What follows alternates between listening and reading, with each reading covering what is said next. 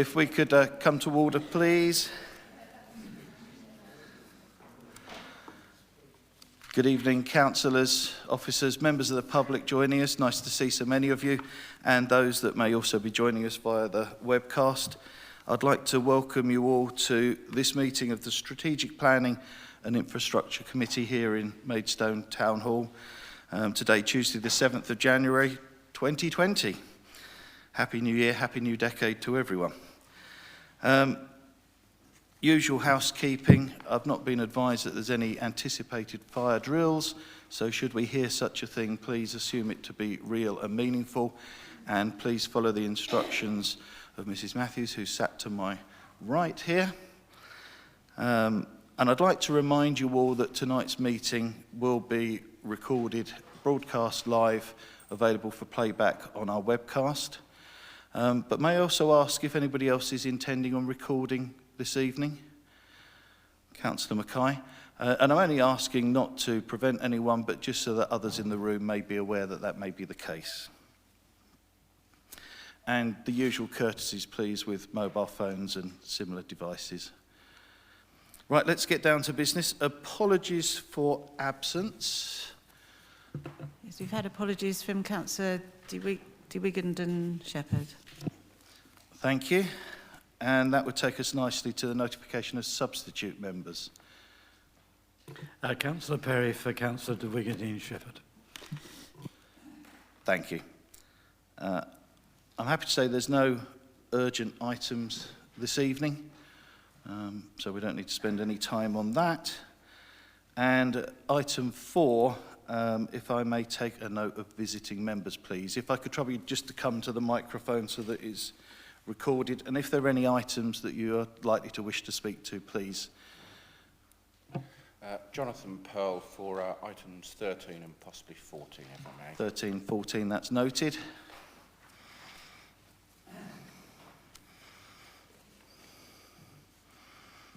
And Dennis Spooner, just for general interest, no particular item. Thank you.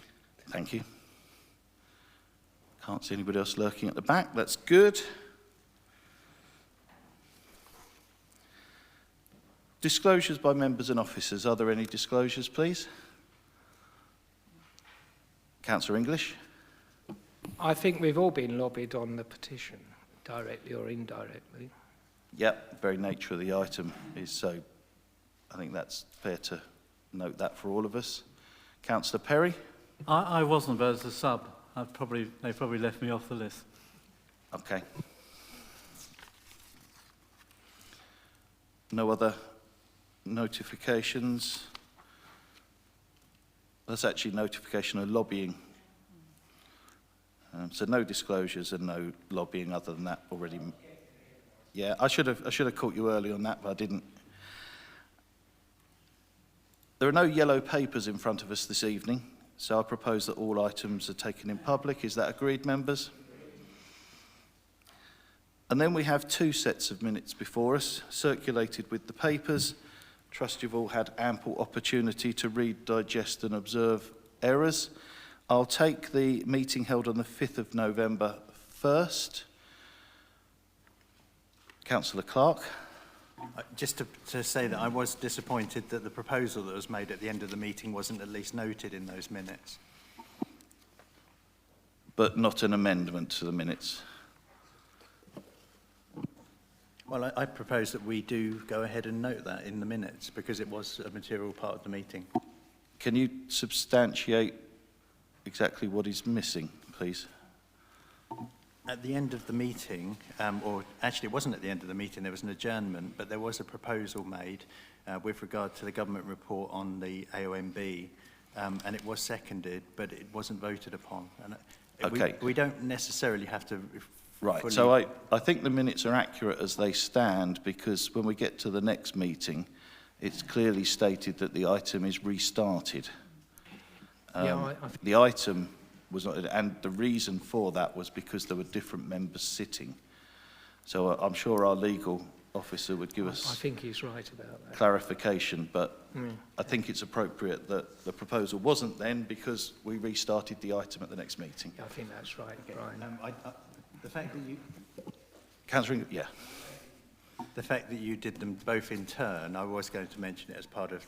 Yeah, okay. If So we can do them both together, I think. So are we all minded that the minutes of the 5th of November are an accurate record? Is that agreed? Thank you. I shall duly sign those.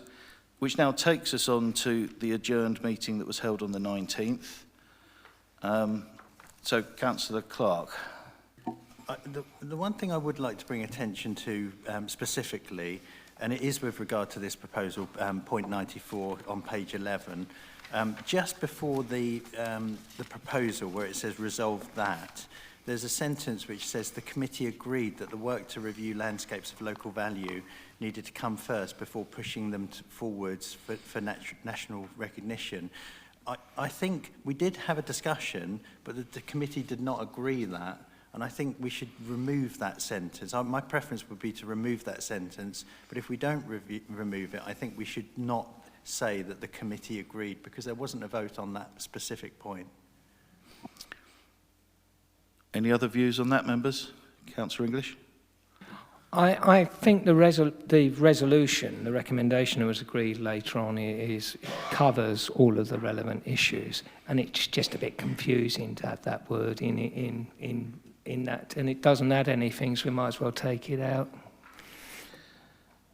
It's it's a little misleading to say agreed because there was no vote. So, and I don't think it adds anything to the minute, which the recommendation doesn't cover.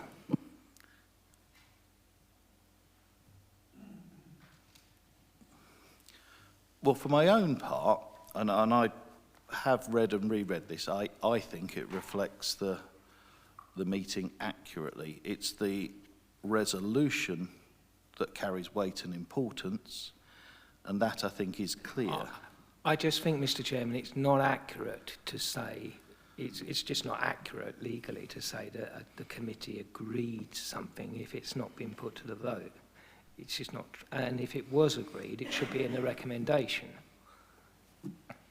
So I think it needs to be at least, if you want to say that, say it was noted or something like that, but don't say it was agreed because there was no vote. Councillor Mrs Grigg. It would have been quite nice to be able to check exactly what was said on the webcast, but unfortunately there is no webcast for that meeting. Is that the case? Do we know whether there is a specific issue or? No, it is all resolved now. So it is resolved and the webcast is correct. So the... Oh, there is no recording. The issue that we had has been resolved. Right, the issue of why it didn't work is resolved, but there... Again, If you took the committee agreed that and just said the work to review, then that's actually take up the first 4 words to say the work to review. So we've actually got the word agreed twice in this paragraph. Yeah. So it's a technicality because it implies a decision that's not recorded as a decision. So if on the latter example, it just started the work to review landscapes of, rather than the committee agreed. And if at the beginning it said the committee discussed that opportunities. The problem is if you say that the work to review needed to come first, it's almost stating a fact. I'm not saying that we wouldn't have a discussion, and I'm not saying how we would choose to determine that point, but because we didn't determine it, I just feel that we should remove it from the minutes. Any other views? Just to throw one in there, if it had been agreed, would we not have had a vote? Well, I kind of think that's what is in the resolution underneath it, isn't it? You know. To move us forward, I formally propose that we change the wording of that clause to say it was noted or discussed as opposed to agreed. So the committee noted that every opportunity should be taken, and then in that latter example just start from the work to review. Right. Okay, I'm content with that. Seconded by you, Councillor Clark, is that? Oh, Councillor Mrs Grigg, yeah. So those in favour of that amendment? Those against? Abstention? Yeah, Councillor Perry wasn't present at that meeting, so he takes a neutral position. Right, that amendment made. Are you content with the minutes otherwise? Are they agreed? I had one yes. Are they agreed?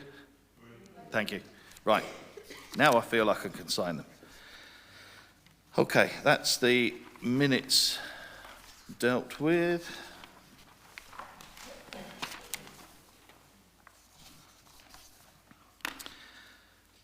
Item 10 is where we are ready to receive petitions, and I understand that we have one petition this evening. Mrs. Russell would like to present a petition to us. If you come to the speaker's table, you're getting used to this, so you know which button to press. The red light will be on, and you're live to camera. The floor is yours.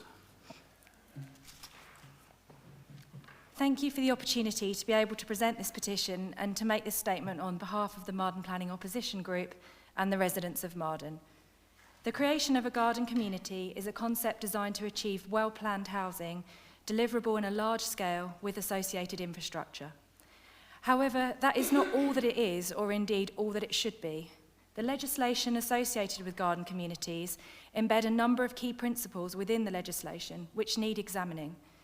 The National Planning Policy Framework on page 20 states that working with the support of their communities and with other authorities if appropriate, strategic policy-making authorities should identify suitable locations for such development where this can help to meet identified needs in a sustainable way. I draw your attention to the phrase, working with the support of their communities. Page 6 of the Ministry of Housing, Communities and Local Government White Paper on Garden Communities states that local communities, both current and future residents, must have a meaningful say in developing the proposal from design to delivery. The paper goes further to state that a garden community proposal should demonstrate how it will meet and embed the key garden community qualities, one of which is strong local vision and engagement, designed and executed with the engagement and involvement of the existing local community and future residents and businesses.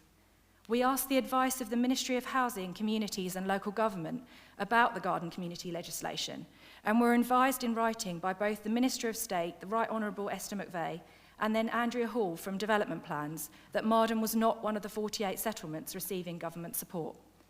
We were further advised that any council local plan must take the views of the local people into account. Furthermore, that they understood that Maidstone Borough Council were currently carrying out a local plan review, scoping themes and issues consultation, and that they encouraged us to engage with this process and to ensure local views are heard. Marden has heeded this advice. We have engaged with the Maidstone Borough Council's process. 200 people from Marden have responded to the fairly impenetrable recent scoping themes and issues consultation. Our parish council have prepared an informed and factual response to the call for site information that was recently published. We have lobbied all councillors across the board, including county councillors, and now we turn your attention to our petition wording. Our petition was signed by just under 3,000 people, and it states clearly that we as people who will be most closely impacted by the new garden community proposals state we do not share the vision of the landowners, do not support the proposal, and will not engage or be involved in the creation of a garden community in or around Marden Village. Our campaign has united a village. 2,000 people marched through Marden's closed high street in opposition. I defy anyone to say that we have not canvassed the views of the residents of Marden. And let me be clear, Marden speaks with one voice. We have seen the proposals for the garden communities in and around Marden, and we refuse to engage. Most recently, we have refused the offer of Christmas presents from the developer, and the primary school has refused the offer of the raised beds from the developer.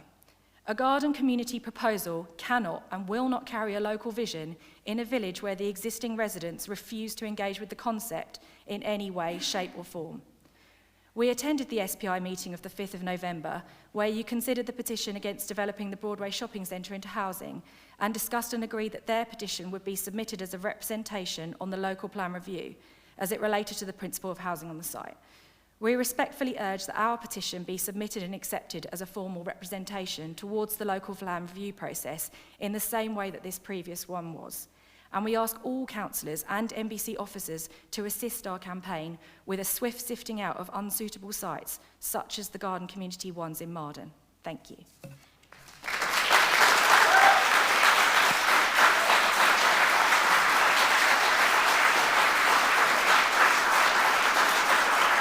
Thank you.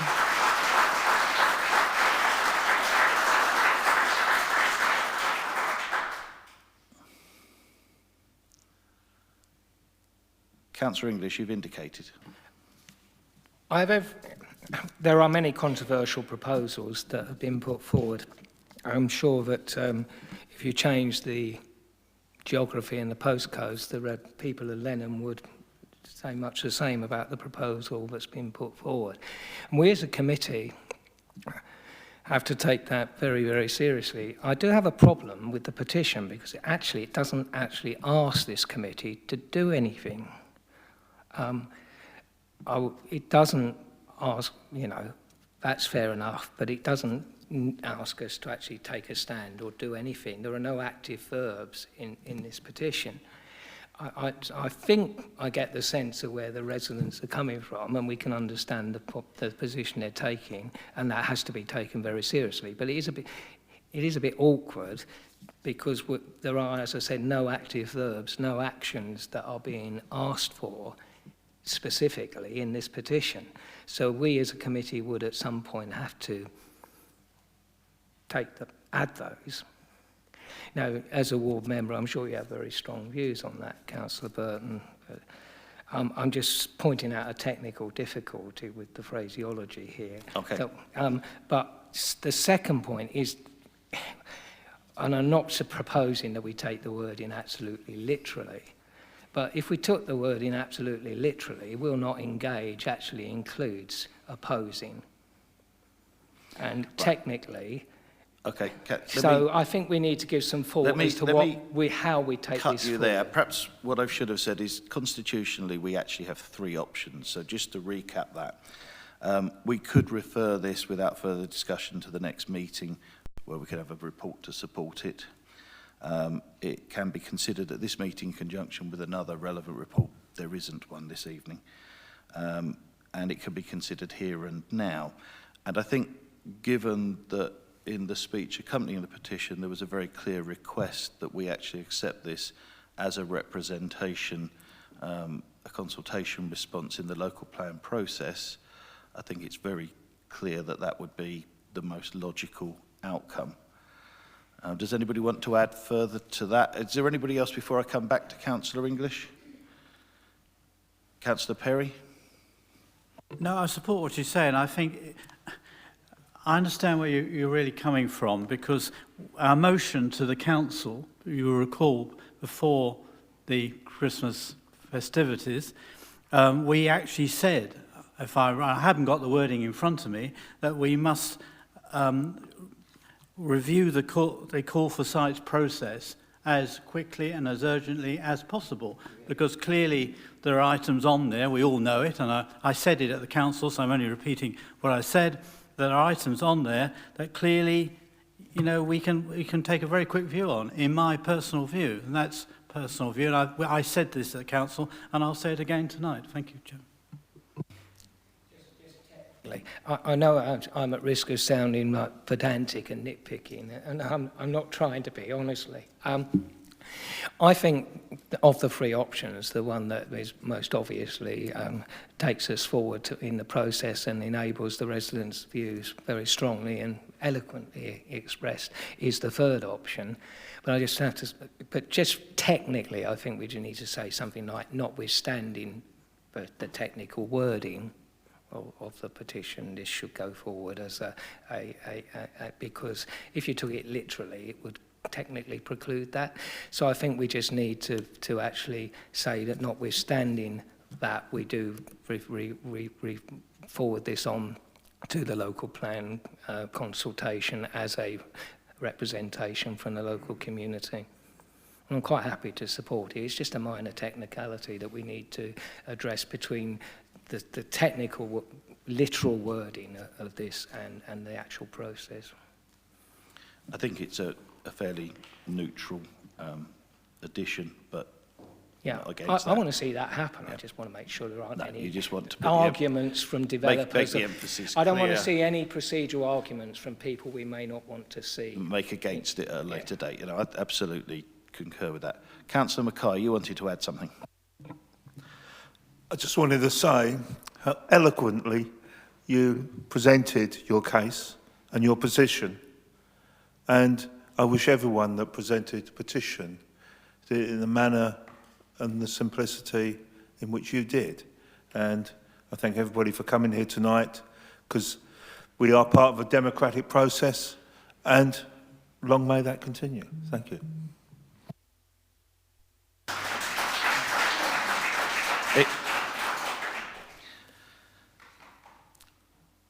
It was very interesting what was said about the Minister's response. And I think that was a peach of a political response they gave you. Yeah, nice to get a reply, but a completely neutral position.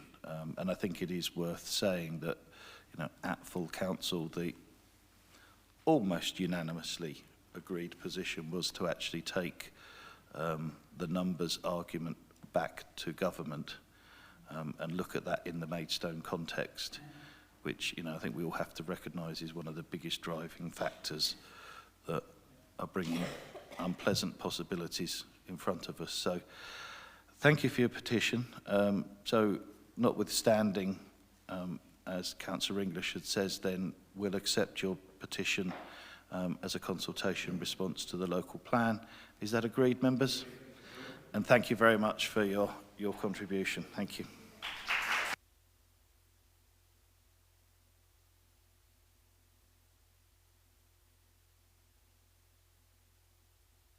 Item 11, questions, answers from members of the public. We don't have any of those this evening.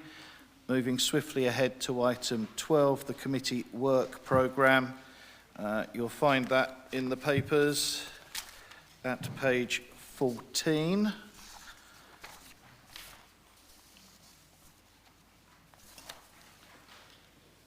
Do any of the officers want to update anything in that regard? Sorry, Chairman, just a point of clarification. Not until March, admittedly, but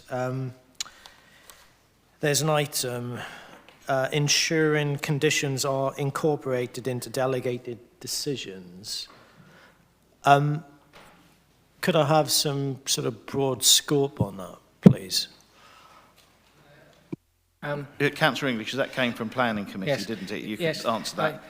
The fundamental issue, time and time again, particularly with ecological conditions, we find that we're having to add them at committee to reports that come to committee, things like swift bricks, bat boxes, not major issues, but things that do raise the question, if we're having to add those regularly at committee, what is happening to those decisions we don't see? So it's just a question of those and 3 or 4 other issues, making sure we've got all our ducks or swifts in a line, and that actually the tick sheet for development control officers is up to date with the latest thinking. That's very helpful, but all my officers have to abide by the 6 tests for conditions, so it might not be appropriate to insist on a bat box on our decisions. Doesn't have to be a bat box, but the government have been quite clear in the review of the MPPF that all developments should see an enhancement in terms of ecological value of the site. There are various ways of doing that, and I don't particularly care which of them the officer thinks is most appropriate. What is glaringly obvious is that if we're having to continually add these conditions to every single residential application that comes to committee on some meetings, on other meetings, they're there. That clearly there is a risk that those vast numbers of applications we don't see, they're just going throughout them in some cases. So that's it. And as I said, we are not saying you have to do it a particular way. We're just saying there needs to be consistency between decision making at committee and in the delegated response. Right, got that, Mr. Jarman. So minor administrative thing here. I think the Vice Chair and I have spoken on a number of times about adding a column to this work programme, because there's the instigator, the requester, if you like, for the report. There's who's leading on it, there's who's doing it. And And actually that continuity where that's a planning reference, and it'd be quite clear to everyone. So can we formally note that request? Because I think this would be like the third, fourth month, no reflection on our clerk this evening, that hasn't actually materialised. Which brings me on to a broader point, members. If you look at February, we've got LDS, local plan review, progress update, next steps.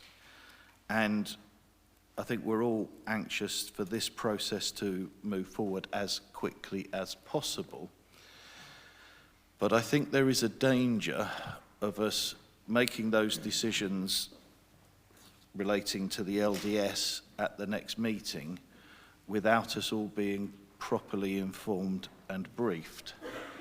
And in discussion with officers, a workshop, training session or an update session is planned, but it happens after the February date or along.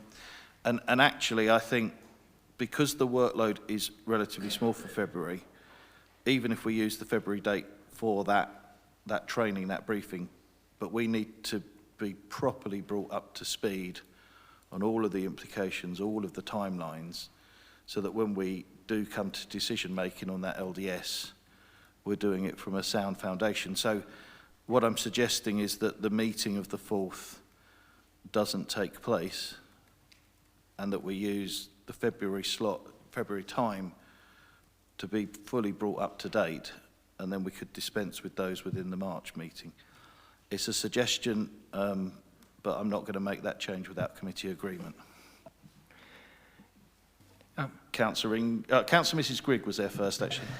Just to basically say, I think that makes perfect sense. I think to have the briefing is going to benefit everyone and make the decision-making much more efficient, so I'd be for that. Councillor English. I think that would be wise. My only question is whether the March meeting might be gaining any additional items which would make it a bit full. I don't know whether the innovation parking report will actually be ready by then, but there's a possibility it might be. So I don't think that's a reason for not doing it. It just might make the meeting a bit longer in March.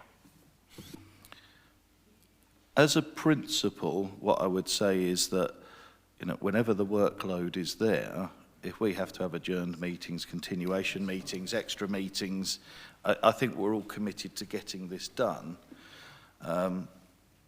But I think we need to be fully briefed up on the consequences of the LDS.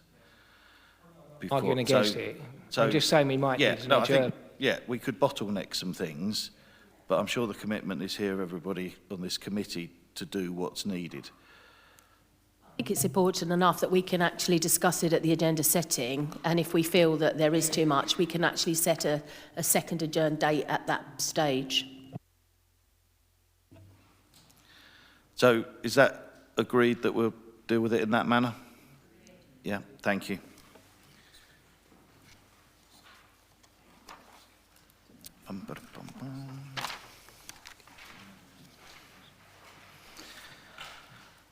I think that takes us now to agenda item 13. This is one of the beloved references for Planning Committee. May I suggest, Councillor English, as chairman of that committee, you could bring this before us tonight? Yes, the first thing I need to do is correct the reference. It has a half sentence on the end of it that shouldn't be there. And the reference should end at site. The half sentence, or consideration to be given to allocating a site for development, should not be there. It is not part of the reference. So, if I'm clear, just for development needs striking. Right. It should read, A tall buildings policy, and B, a development brief to guide potential future development of the remainder of the Springfield site. End. Okay.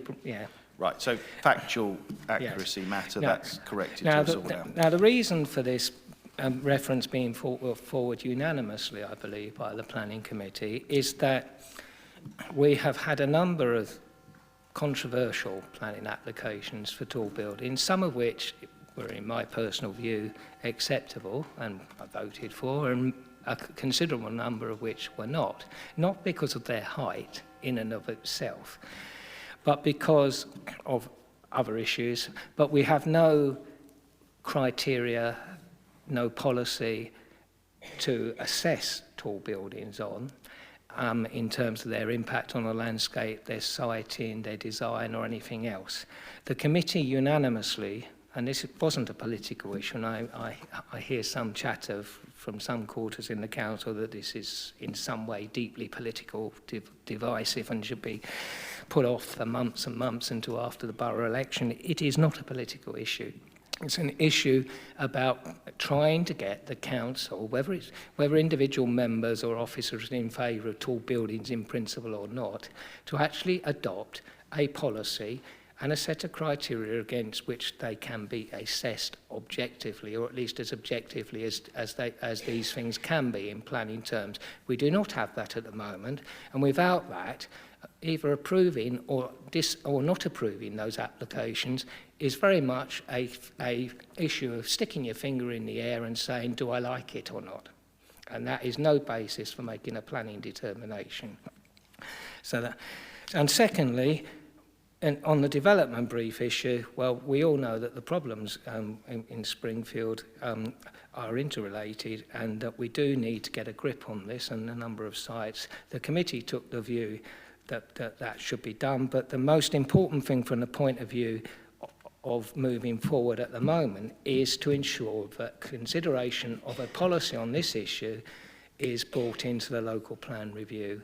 And if we put this off, as I've heard some discussion, till after the borough elections in May because of some non-existent political issue, then it will be very late to put it in, and we will essentially have to go into the next local plan without one. So as I'm understanding that, it's a very clear request to have planning guidance for tall buildings. Somewhat similar to the design for life guidance that we've developed for everything other than a tall building recently. So it was unanimous at Planning Committee. Mr. Jarman, would you like to comment? It's certainly possible to produce a tall buildings SPD, or as the chairman said, as a material consideration. Quite familiar with the issues. So yes, that can be done. It's quicker to do it as a material consideration. And I think it can hang off. In my opinion, we do have a very detailed design policy.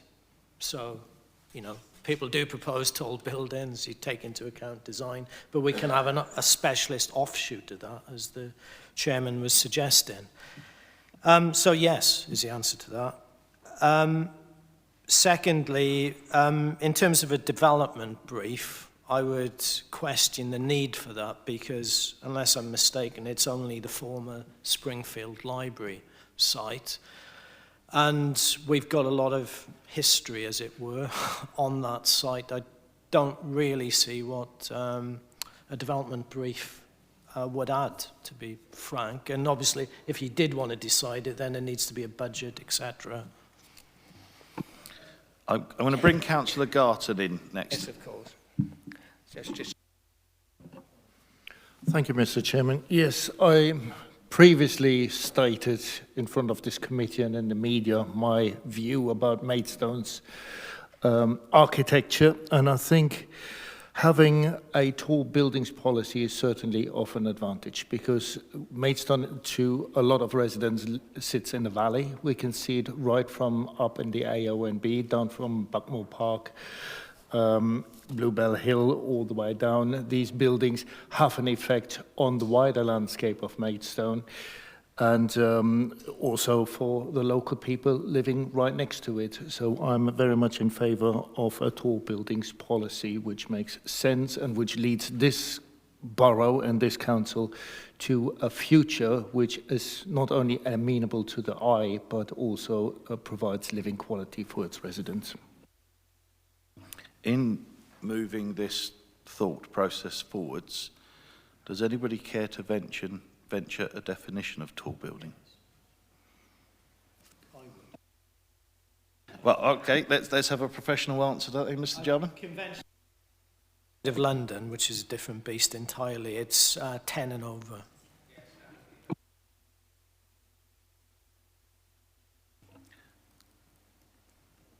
I'm just going to come back to your Councillor English on that. So, are we restricting ourselves by 10 and over? Are we not going to have the same debates at Planning Committee for 9? I think we obviously there could be some work to be done on this, and I don't think we need to write what the material consideration is here and now.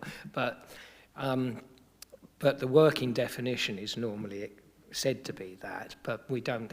If we can find if we as a borough decide that there are, that we want to write it in a band form rather than a simple cut-off point, then that is possible to do. But we would need to justify it. But there's work to be done on that. All I would say is, as these are two separate points, perhaps we should have a separate vote on the 2 points because they are two separate references technically. If the development brief is going to be controversial, because it was mainly the tall building issue that the committee was concerned about for bringing. So what I'm drawing out of this is there's the perhaps technical definition of tall building 10 and more, but we would want this to give guidance for 7, 8, 9 as well. I think we need to be clear that we'd need something around that. Yeah, I mean, so speaking personally, my intrepidation with pursuing this is that we might end up with an anti-tall building policy, and I don't think that's the intent, but we do actually bring right into the public gaze the tough decisions that the MPPF directs us to with regard to density and maximisation of land. And, I think we follow this through, when it comes back to this committee to adopt, approve, or whatever the process is going to be, we've actually got to stand by our principles at that stage. Yeah. Councillor Mackay, and then I'll work along the line. You next, Councillor Mumford. Thank you, Mr. Chairman. Funny enough, I was actually at this planning committee meeting as a visiting member. I didn't even visit for this, but so I know something of it. And apart from one person, one councillor agreeing with it, every councillor disagreed with this development. I didn't realise that they disagreed with it purely or significantly on height. It was fundamentally, all right, fine, can I finish? It was fundamentally, as I understood it, about design. My concern would be on tall building policy is, and the last time I heard something like this was on the Spanish costas, where they agreed that they wouldn't build above a certain height. So every hotel become that height. Now, I don't think, I'm neither for nor against tall buildings, but if a significant design came forward, a very significant design that was 15, 18 stories, and it was of architectural merit and in an appropriate location, I would like to see us consider it. That's not to say approve it. But I'm talking about a considerably architectural. I'm talking about something like the Shard, of that sort of merit. But so I wouldn't want any policy to be limiting us to anything. And I can't see how a policy could have we consider anything, Yeah. But, okay. So I don't want to be hampered. No, I think I'm just expressing my concern that it could be used in such a way, the process. But I've been very remiss because we actually had a visiting member indication on this item, but the way the debate rolled from Councillor English's introduction, it was overlooked. Councillor Pearl, would you like to take your moment? We should have taken you first.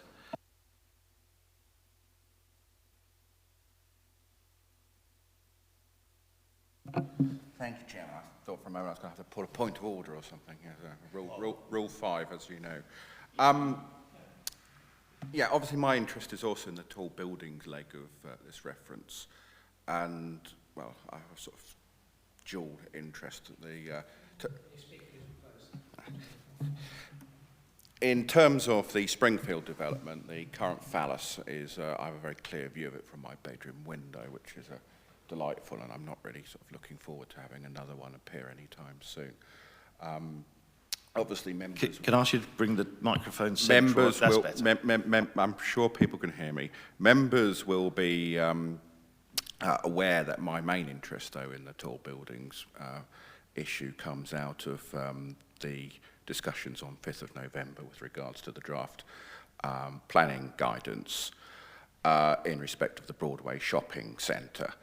And I would have thought it was very clear from what a lot of people said and felt at the time that there is this feeling that this is a county town, this is a provincial town, not a city, and people are disturbed at the efforts to change these things. There may be an inevitability to the average height of buildings rising in Maidstone, and that sort of has a sort of, that's understandable in terms of making efficient use of land. It doesn't mean that very tall buildings are in any sense in keeping with the town, or certain parts of it at least. On my side of the river, what in old money we used to call West Borough, a tall building is a building is considered pretty tall if it's 6 stories or more. We've got one building in my ward which is 8 stories, and I can tell you it's not going to win any architectural prizes anytime soon. The MPPF may indeed tell you to make efficient use of land, but it does also tell you in the same chapter at para 122 to consider the desirability of maintaining an area's prevailing character and setting, and that really is what I urge you to do with a tall buildings policy. It doesn't need to be a flat no more than X across the board. It could be no more than X here, no more than Y there. But I do think we really do need a policy to restrict and limit any more very tall buildings in this town.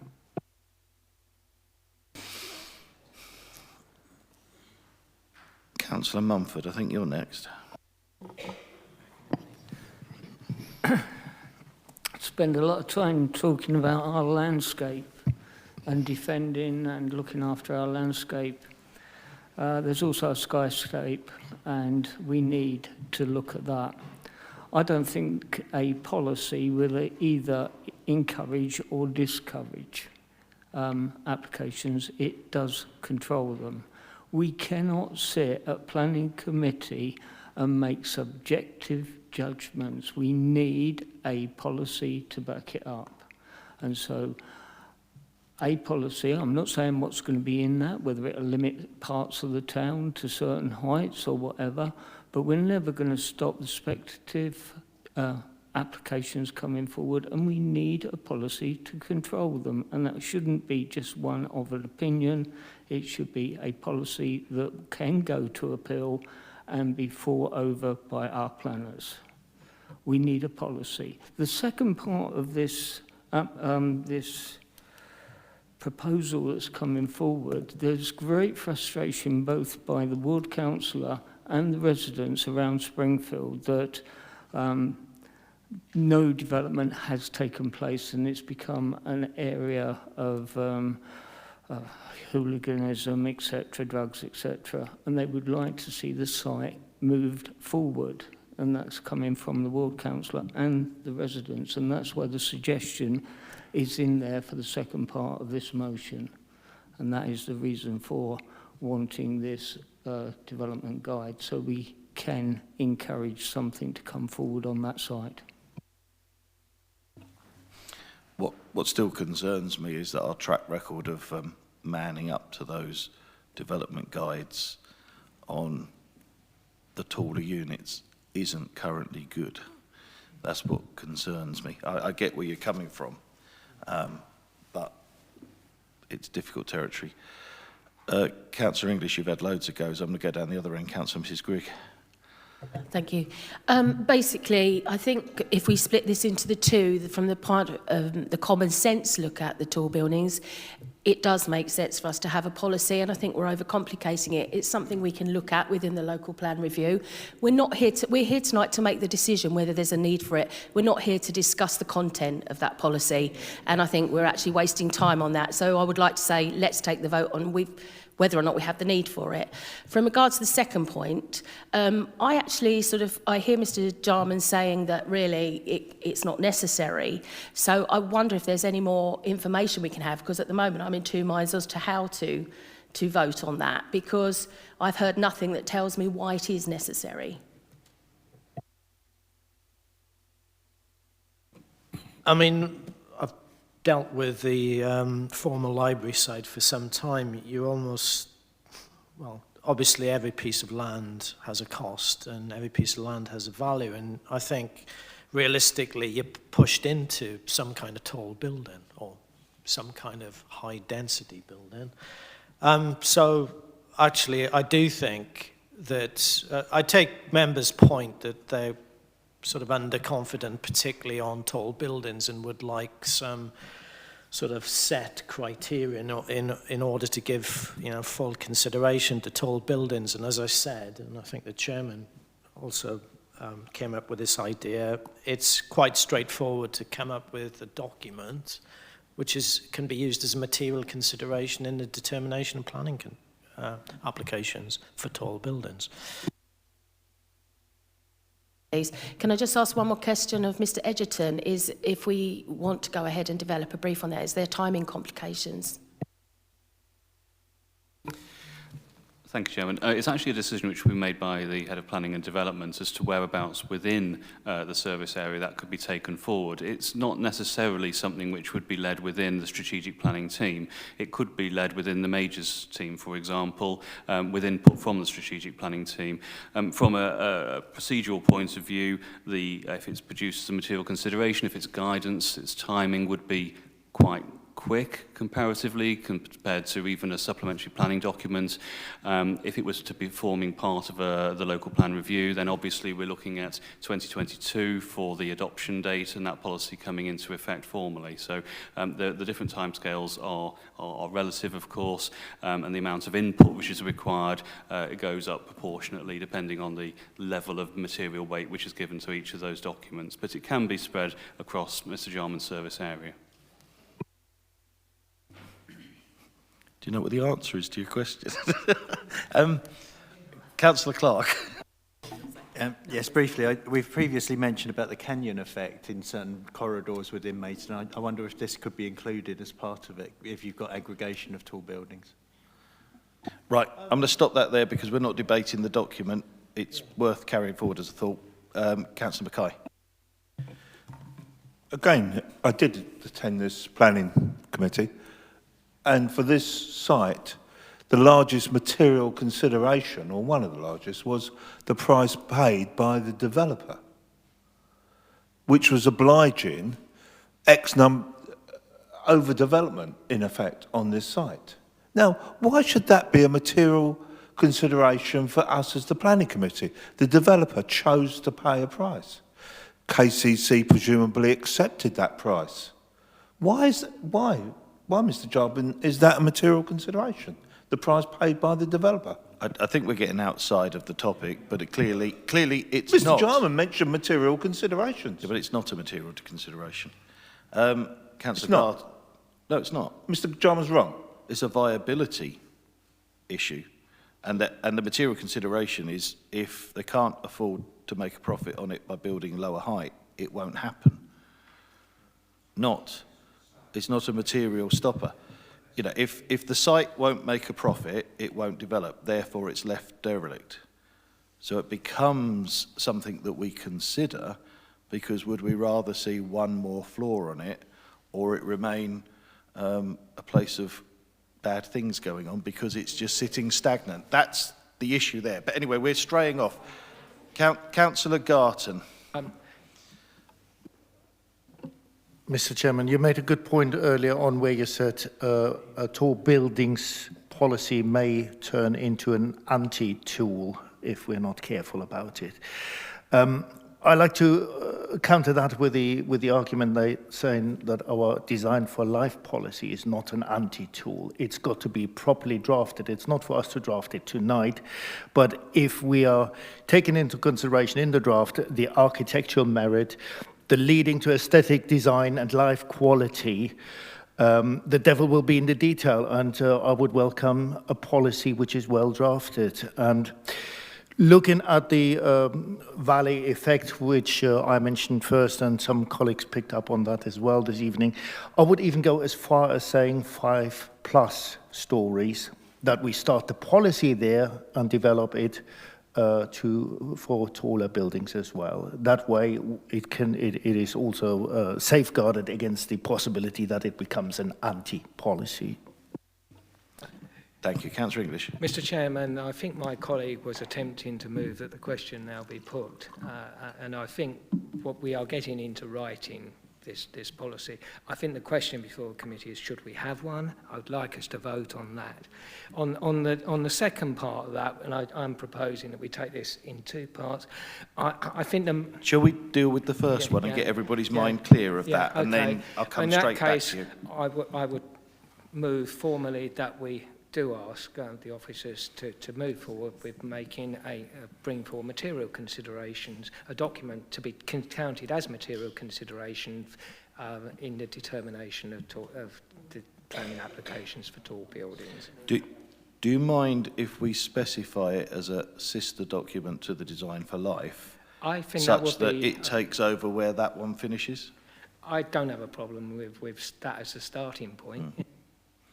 It catches all, and it puts it very clear what we're after, I think. Yeah. So, just making sure we've got the right words captured. Document to be counted as a Can I ask you to put that on the microphone? document to be counted as a sister document to the Design for Life policy, is that? Yeah, Design for Life. Design for Life guide, continuing where it stops. That's not. We all know what we mean if we say that, yes? We can work on the working, but the wording, but the intention is clear. Yeah, okay. Moved by Councillor English, seconded by Councillor Mrs Grigg. Those in favour? Unanimous, therefore carried. Immediately back to you for the second point, Councillor English. I think the fundamental issue with this site and the Springfield area as a whole is not really the height of the building or anything else, which we're going to be addressing, but the continual issue on Springfield is the community facility issue and a lack of community facilities in the area, and that was what this was trying to address in some way fundamentally. It may well be that we should, that we probably need to bring something back to the next meeting in this committee, because that's not on the agenda in that particular form. And so I'll go back to planning committee and actually ask for a rewording of this, because what actually this is about trying to get the community facility for the Springfield and Ringleton area, and it doesn't really come out in this. Isn't that sufficiently covered by the point B? Yeah, I'm talking about point Yeah, B, but we don't need to come back. Can't we just deal with it now? Okay, if members are willing to do that, but technically that is a major difference from what's on the paper. But I think what we really need is officers to somehow go away and look at how a community facility is delivered in the Springfield Ringleton area. And actually that doesn't necessarily need a planning development brief, but it does need us to consider that particular issue, which is the heart of the whole matter. I was hoping you were going to move, but you kind of unmoved in that I last sentence. I will move that we ask officers to, the head of planning and development in consultation with, it will be with Mr Bailey, to see how a community facility can be delivered in the Ringleton Great Springfield area. Right, I think that has kind of completely muted which I see is why you're wanting to go back to planning committee. So, could I make the assumption that that's not seconded? Anybody seconding that? Because this was the issue, but it All right, wasn't Councillor English, I'll come back to you in a moment. So, to be clear, Unless I'm seeing anybody waving, that's not seconded. Therefore, it doesn't proceed. So we've got an option of no further business on this item or a new resolution just to tidy up this last point. Councillor Mrs Grigg. I propose no further action on this point. Right. Is that agreed, members? Yeah. Okay, that concludes agenda item 13. Thank you.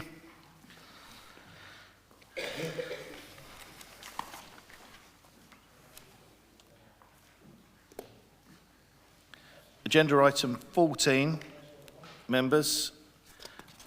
You're going to find that at page 17, I think. Fees and charges 2020 and 2021.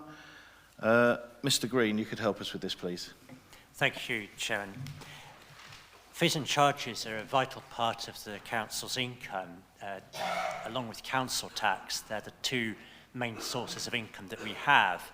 And without fees and charges, we would straight away lose around 50% of our revenue. So it's important that we consider the basis on which we charge for our services. And there's a charging policy which requires that each service committee reviews on an annual basis the fees and charges in their areas. And the charging policy is summarised on page 19 of your papers. And you'll see that in principle, we are quite open that we're looking to maximise fees and charges because that supports the other services that the council delivers. And there's a whole range of factors that the charging policy specifies that we need to consider when reviewing fees and charges. So they need to be consistent with the other policies of the council, with the council's strategic priorities.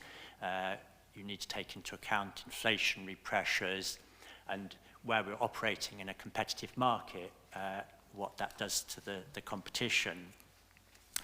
And just on the issue of our strategic priorities and inflation, I'd remind members that we've agreed a medium-term financial strategy which sets out that next year we aim to set a standstill budget. So that means in an inflationary environment that both income and expenditure will go up by inflation. Unfortunately, our inputs, what the council spends money on, is going up by inflation.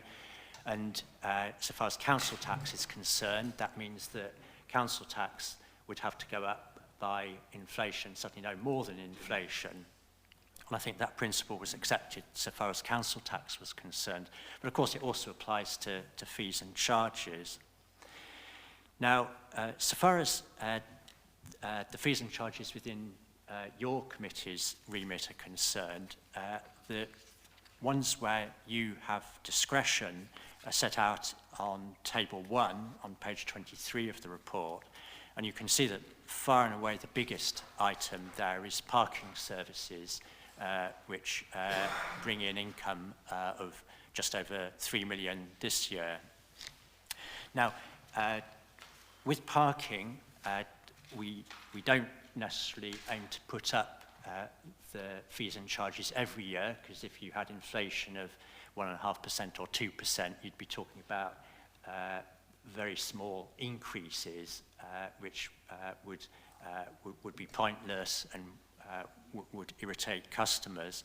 So what the MTFS assumes is that we put up parking fees, say, every 3 years, and what the report proposes is that we put the parking fees and charges up, by and large, by 5%, but that's on the basis that that's a one-off increase, and as long as inflation remains at 1.5–2%, that increase will be good for a couple of years. We won't need to increase parking fees again, certainly not next year, probably not the year after either. Now, the charging policy also asked us to look at competition, and the position there is that obviously there are other parking operators in the town centre. Fremlins have actually just put up their parking fees this week by 3 or 4%, different increases for different lengths of stay.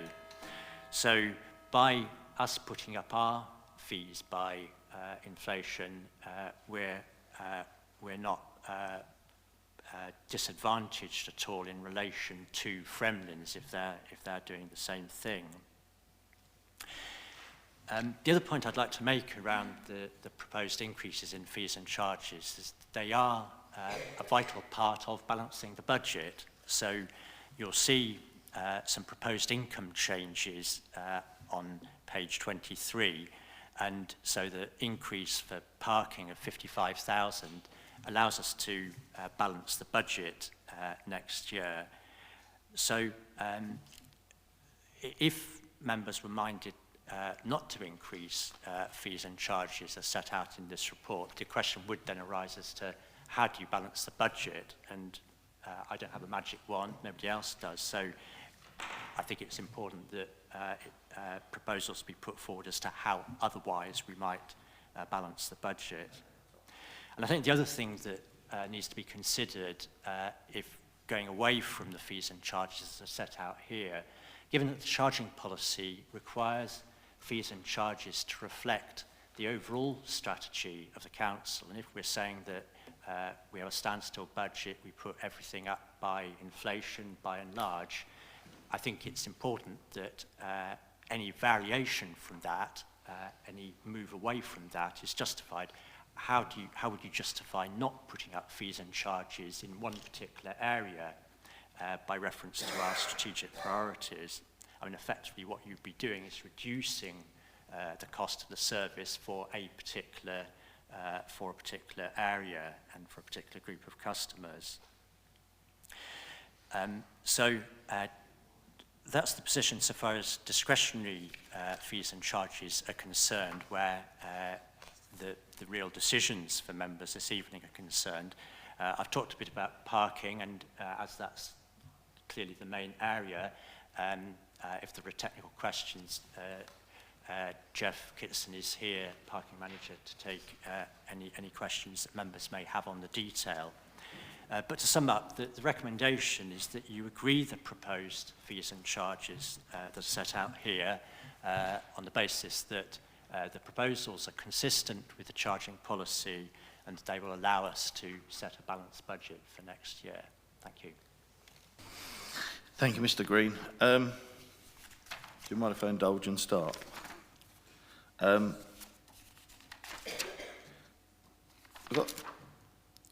Where you introduce the report and you talk about an average price increase of 2.37%, how do you get to 2.37%? Is that an average of the increases or an average of the weighted increases?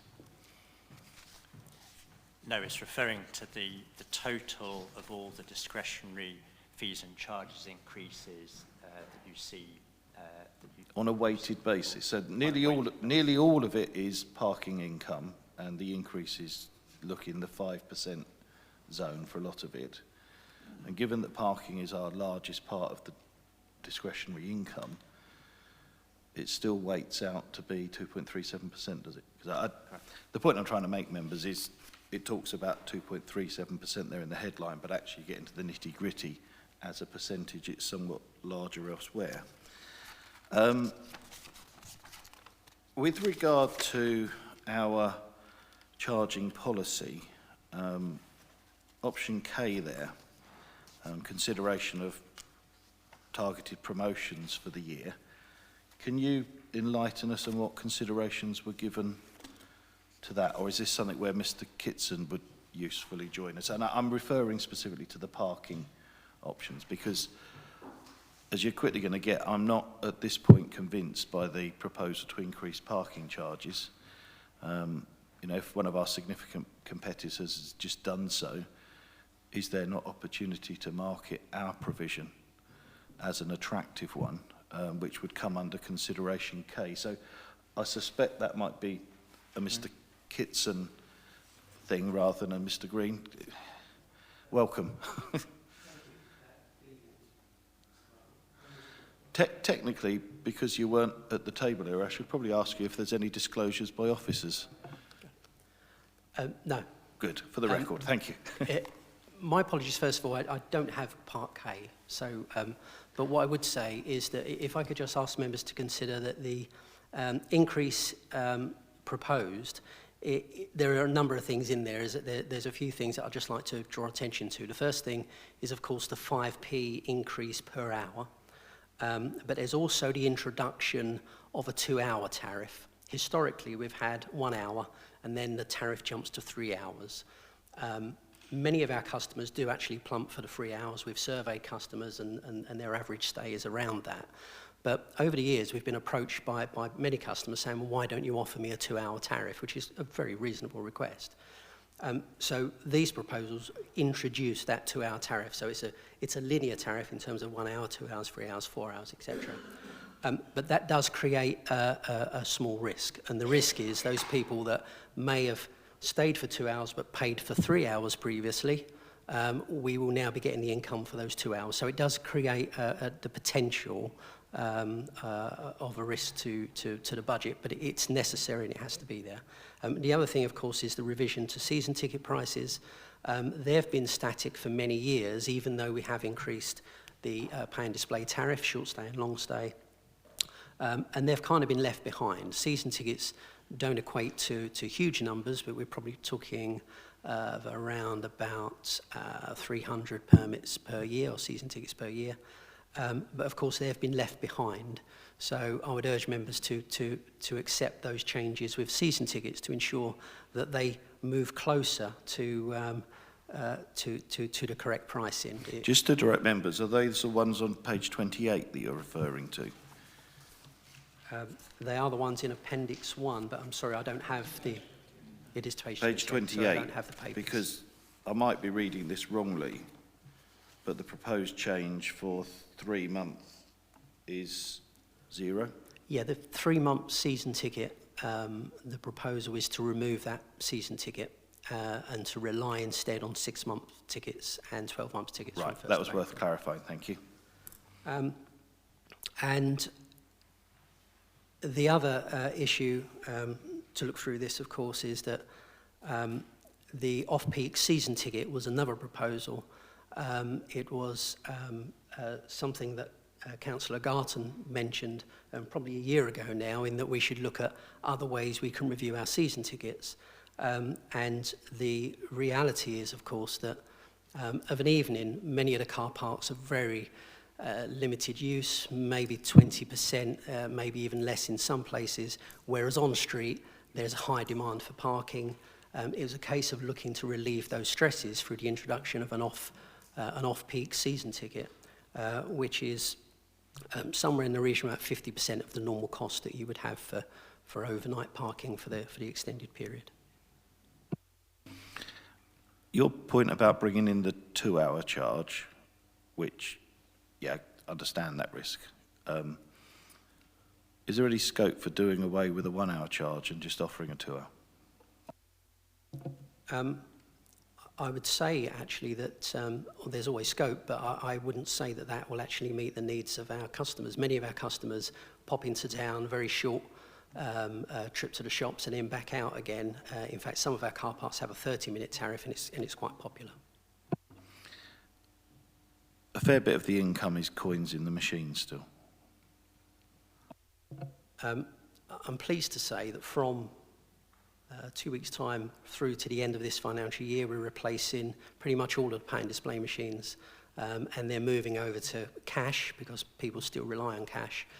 But many people obviously are used to tap and near-field communication, so it'd be card payments and near-field communication. By the end of this financial year, that'll all be replaced. So all machines will have that capability, but we still take quite a lot of coins even in the machines that do both, or do you find that the transition is just, yeah, people tap and that's it? Coin transactions are reducing, actually, because our currently with Ringo, but our cashless system is increasing. It's around 30%, just over 30% there of all transactions are cashless, and that's without the introduction of the card. Once they're in, we expect that to climb rapidly to 50%. The reason I just wanted to throw that out is when you're putting it up 5 pence,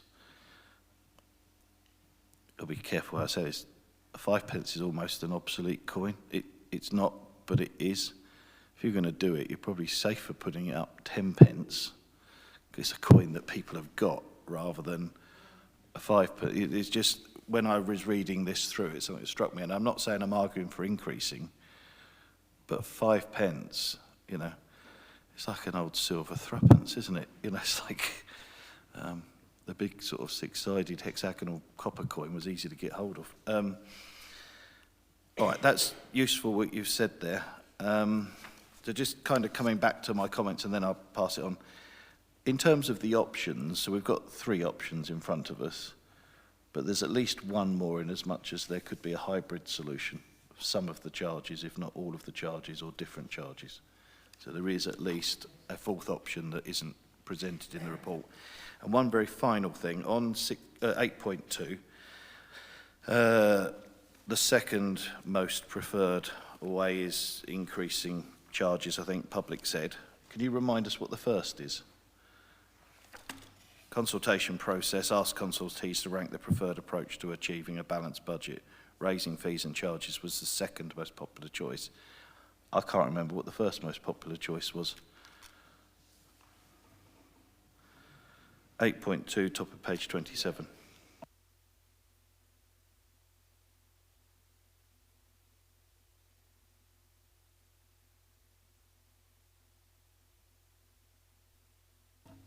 Whilst you're looking at that, Councillor Mackay, do you want to put your 3 penneth worth in?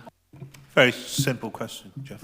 In 1890, that's when we did a major hike in parking fees. What was the average across the board of fees increased? I'm sorry, I don't have that information with me this evening, but the changes that you refer to were a number of things, weren't they? There was an increase in charges. That was about 1.5 years ago now, as I recall. But we also changed the charging from zones, didn't we? So we actually had more expensive closer to the town centre, and those charges were less as you moved outside the town centre. But the actual increase in percentage, unfortunately, I don't have that with me this evening. Okay. I mean, the reason I'm asking, I suppose, is our income from parking services rose by 5%, or is anticipated to increase by 5%. Now, if our fees went up, we anticipated, if it was 7% we rose, that means there's less people parking. And quite frankly, that would tally with my personal experience. My barometer of parking is King Street. And 2 years ago, I would struggle to get into King Street car park. I remember our chairman describing it as the money-making machine of all car parks. And now it is much easier. You know, I'm not disputing what we're doing here. We've got to do it. But I think we always need to be careful that we're not going to, you know, or the golden goose, if you like. And this is the golden goose, you know. But, and by the way, I think the 2-hour introduction is a good idea. I've been remiss once again, Councillor Pearl, you were registered on this item and you should go first. Would you like to contribute, or are you? Yeah, let it run. Okay. Councillor English.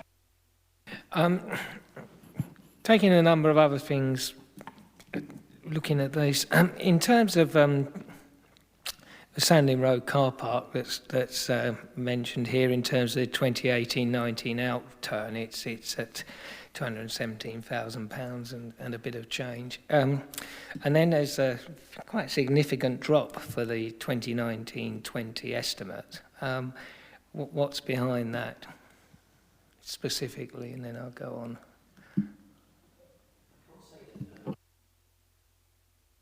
Sorry, could you try your microphone again? Sorry. I can't say that operationally there's any real impact. What we've seen in that car park is success, really. The car park has gone from strength to strength. We did have a period, though, where there were some antisocial behaviour problems, That's unfortunately creeping back in again, and that does have an impact on some of our customers. In addition to that, unfortunately, the car park, we don't manage the car park directly, it's through KCC, but there was a period when, due to that antisocial behaviour, it was closed during a weekend period when there was actually a football match on, and that has quite a significant impact on us. Okay, I think I got the general idea. Okay, so the question really in terms of what one should do with parking fees is around this vexed question of how elastic or inelastic the demand is. I remember that Fremlin's a couple of years ago, I think it was now, when everyone got hit with a massive increase in non-domestic rates for car parks, responded to that by putting up their parking charges quite substantially. But within, I think it was 10 days, they had to put them down again. So there is a question of you know, this. Look, it's dangerous to make an assumption that because one of our major competitors has put their prices up, that they will be able to maintain that. And then there's the question that the chairman raised about whether or not there is an opportunity there to be taken. So there are questions to be asked about. I think we do need to try and get as much income in as we can reasonably without causing negative effects to residents and businesses. But there are different ways of getting income in, and sometimes if you raise fees more than a certain level, you don't get that anticipated level of fee income, as we saw with, for different reasons, with the planning fee estimate, which was rather high. Having said that, and going on to other issues, the street naming and numbering came in quite well into 2018-19, rather higher than the original estimate, as I thought it would do. And then, although we're looking at a proposed income change, 12,500, there is quite a drop on the estimate from 2018-19. So it'll be interesting to see whether or not how solid that is, or whether that is again an under projection from officers, because the previous estimate was way under, if you see what I mean. So I would like to look at that. But I will come back to various other issues rather than throwing them all out there, because I think we may need to vary the proposals somewhat from what's on the sheet, as you said, Mr. Just picking up what Councillor English reminded us of there, that question about proposals for targeting promotions, did that enter into the process this year? As an alternative to increasing fees, was there an option considered of promoting the car parks and increasing income that way instead? I think we're always promoting the car parks. In many ways, they promote themselves, but the big thing about our car parks, it's about location, isn't it? There's more to providing a service and people's decision on where they park on just pricing. It is always, I think, above pricing when these surveys are done. It's about location first and pricing comes second. We're quite lucky, aren't we, in that where our car parks are. They're in prime location in town centre. Fremlin's, of course, is ideal. It's on that main run straight in. But if you feel that we need more promotion, we can certainly do that. But car park occupancy is currently good. Our number of transactions last year, or coming on this year compared to last year, is there or thereabouts the same. There's been a small drop-off. There is some historical data that we can balance against. There isn't a significant difference this year to last year, although some car parks are quieter than others. Shame we keep building on them all, isn't it? Can Mr. Green just quickly come in and then... Yeah, a couple of things. First of all, to follow up on what Mr. Kitson has said, yes, there are no specific proposals for promotions, but there are a number of things that we'll be considering over the coming year. Now that the council has acquired Lockmeadow, I've been speaking to Mr. Kitson about promotions that we might do there, whereby we would be tying in a parking offer with money off cinema visit or those kind of things. So there are things that we may do, but I don't believe that any of them are going to significantly change the projections here. And in response to Councillor English's point about the street naming and numbering, the the budgeting for 1920 was fairly cautious, you're right, given the experience of 1819, but the nature of that income is that it's a bit lumpy, so that was the reason for the caution. But the income change that is proposed for 2021 comprises both a price increase and recognising that we probably should get more than 69,000 both this year and next year in income. Whilst we got on the microphone, Mr. Green, did you double check what that preferred reason by the public, or preferred way of increasing income yes, was? the favourite, and in fact it is actually referred to here, was providing fewer discretionary services. So that's saying that the council should cut out all the frills. Things it doesn't have to do. Okay. Can I come back to some others have a go? Councillor Perry, would you? I didn't miss you. I'm just trying to get a bit more. Oh, okay. It's a very quick point, actually. The 2-hour parking, have you got any authorities that you've compared with that have done that sort of change? Because I do notice that there are some authorities that have just a short period and then a long period, like we've got currently, and others that don't. I just wondered if you've had data that help to identify the risk. We work very well with a number of other authorities, but there aren't any that have recently made those changes. So unfortunately, there wasn't any data for us to work from. I was looking for that so as I can actually project whether there's going to be any shortfall in the budget as a result. But I wasn't able to provide Mr. Green with any data to support it. Councillor Perry. Thank you, Chairman. I've got to be honest with you. I struggle with this, and the reason is, measuring demand is very difficult. Price elasticity, which Councillor English raised, is notoriously difficult to measure, and it's largely based probably on location when it comes to car parks. And I think you're perfectly right there. But just because Fremlins or other put their prices up, I don't think it means we should follow at all. I mean, it's our decision. And what kind of makes me nervous about this is, what are the incremental costs of the parking services?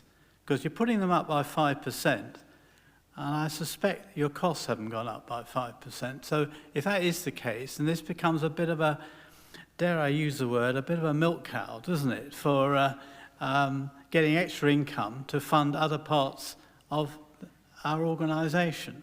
And that rather makes me even more nervous, because then you're saying, actually, well, one particular body of our residents, car users, are going to fund deficits in Maidstone Borough Council. And that makes me extremely, extremely nervous.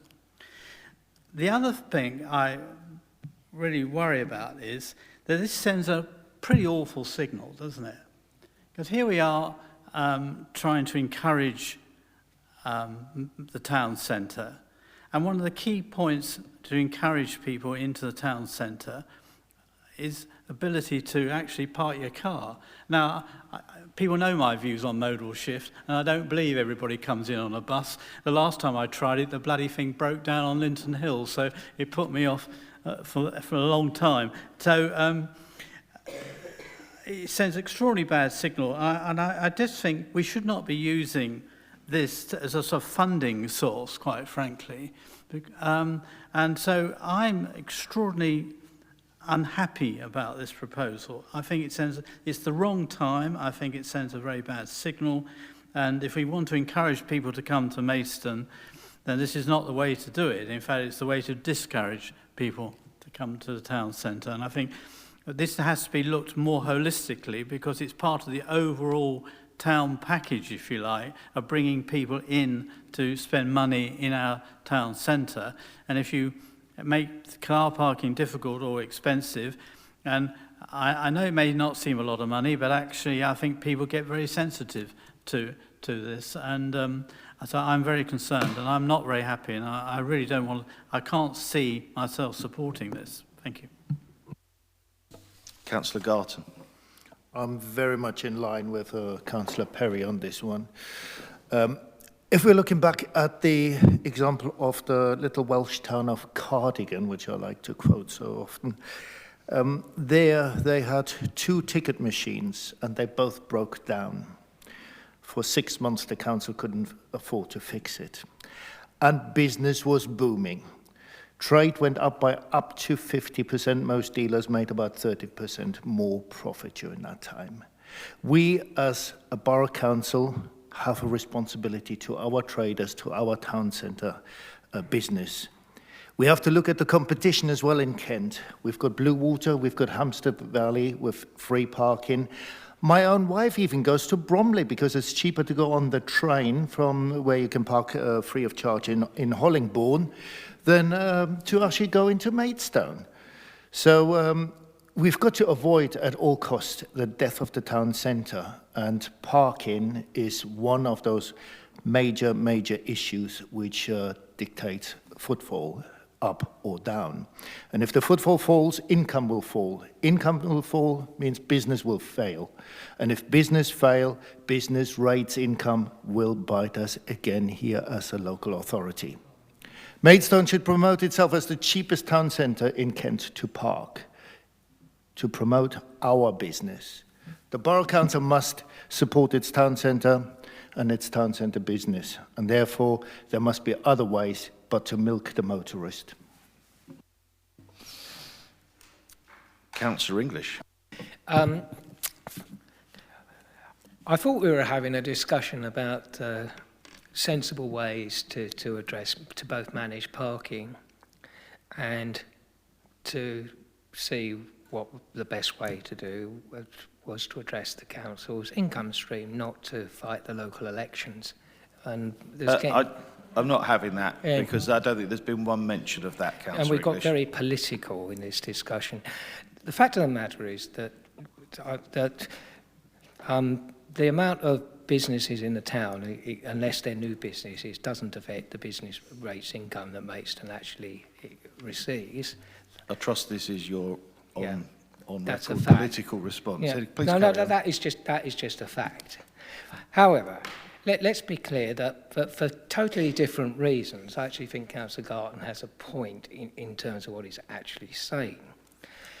Now, for different reasons. Now, the fact is that we were talking about an inflation increase and then have this year and then having a freeze next year or maybe the year after in prices. I actually think in terms of where we are as a council in looking at parking strategy, that's a bit bonkers really, because we are going to have a situation where potentially if certain things happen, we could be looking next year at restructuring the entire, or the year after, restructuring the entire parking charges strategy for the council on the basis of if certain things in the innovation report lead us in certain directions. And I think really we're in danger of getting our timetables all twisted up if we have an increase this year and then a freeze for 2 years coming forward. That's not to say that there aren't some things within this parking report where we ought to take forward in terms of variations, because it's quite a complex report. But I think we need to explore what else we could do and exactly what matrix of charges we take forward, because some of these proposals in terms of the season tickets make perfect sense because that hasn't been reviewed, and the 2-hour proposal is probably a good idea. But is it really sensible to actually do all of the inflation increase this year, then have a freeze for up to 2 years when there are lots of things that may actually need to be changed in the next year or two? Because we will have essentially tied our hands behind our backs and made a decision which means that we are sort of a bit stuffed on that front. So I think, and secondly, I haven't really had confidence that the issue you flagged up about promoting the parking and the opportunities is actually really being taken on board. And I think we really do need. And thirdly, I think some of these other charges, we need to look at whether there is some room for manoeuvre on those as well. Councillor Mrs Grigg. Where to begin? Well, I've sat here and I've listened to some very inflammatory conversations, very dramatic conversations.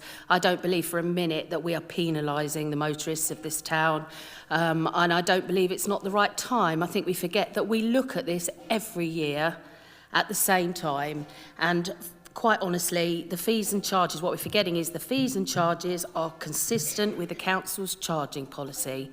I'm not in favour of freezing because I think that ties our hands later on, and that's unnecessary to do that to us.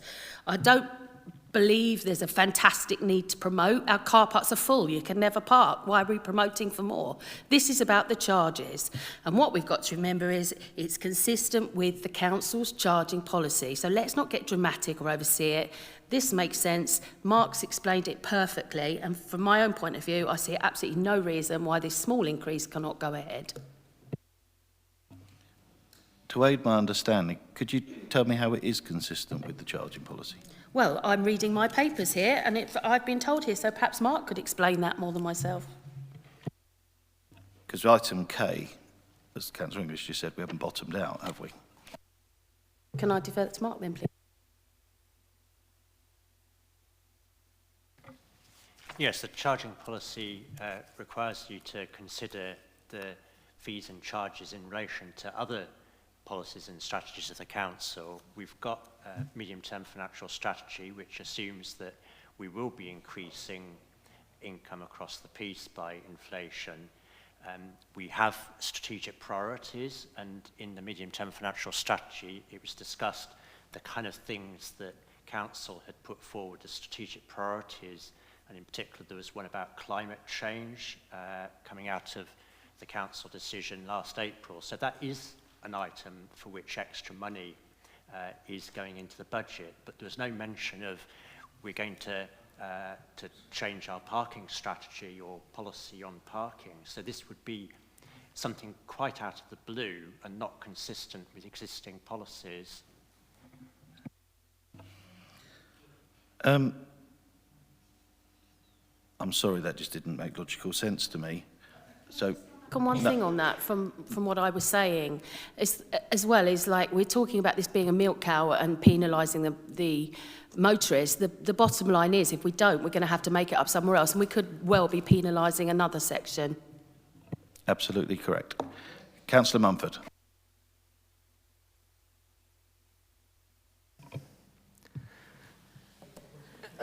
I'm not going to argue one way or the other at the moment. But Mr. Green mentioned climate change, and what we're trying to do here, we're trying to balance things.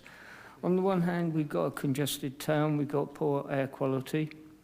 On the other hand, we've got a town centre that needs to survive, so the balance has got to be quite careful here. I hear arguments that the car is supporting other, or just the car driver is supporting other services, but maybe those other services should be the climate change, because, as you know, there's a review going on and that will cost money. And maybe that balance could be formed there.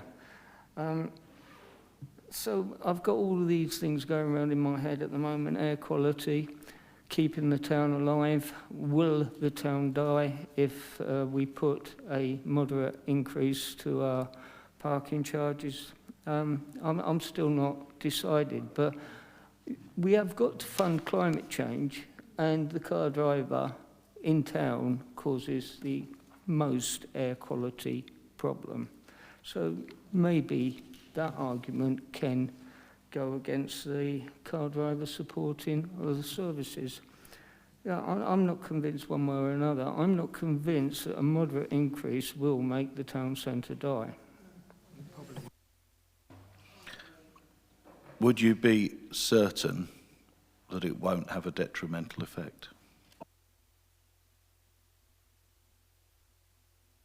to ask me whether I'm certain about anything is the wrong question. No, that's why I said it's a balance, and you're all going down that you're certain it will, and others are going down that they're certain it won't. If you listen to me when I started, I'm undecided, so I'm certain of nothing yet.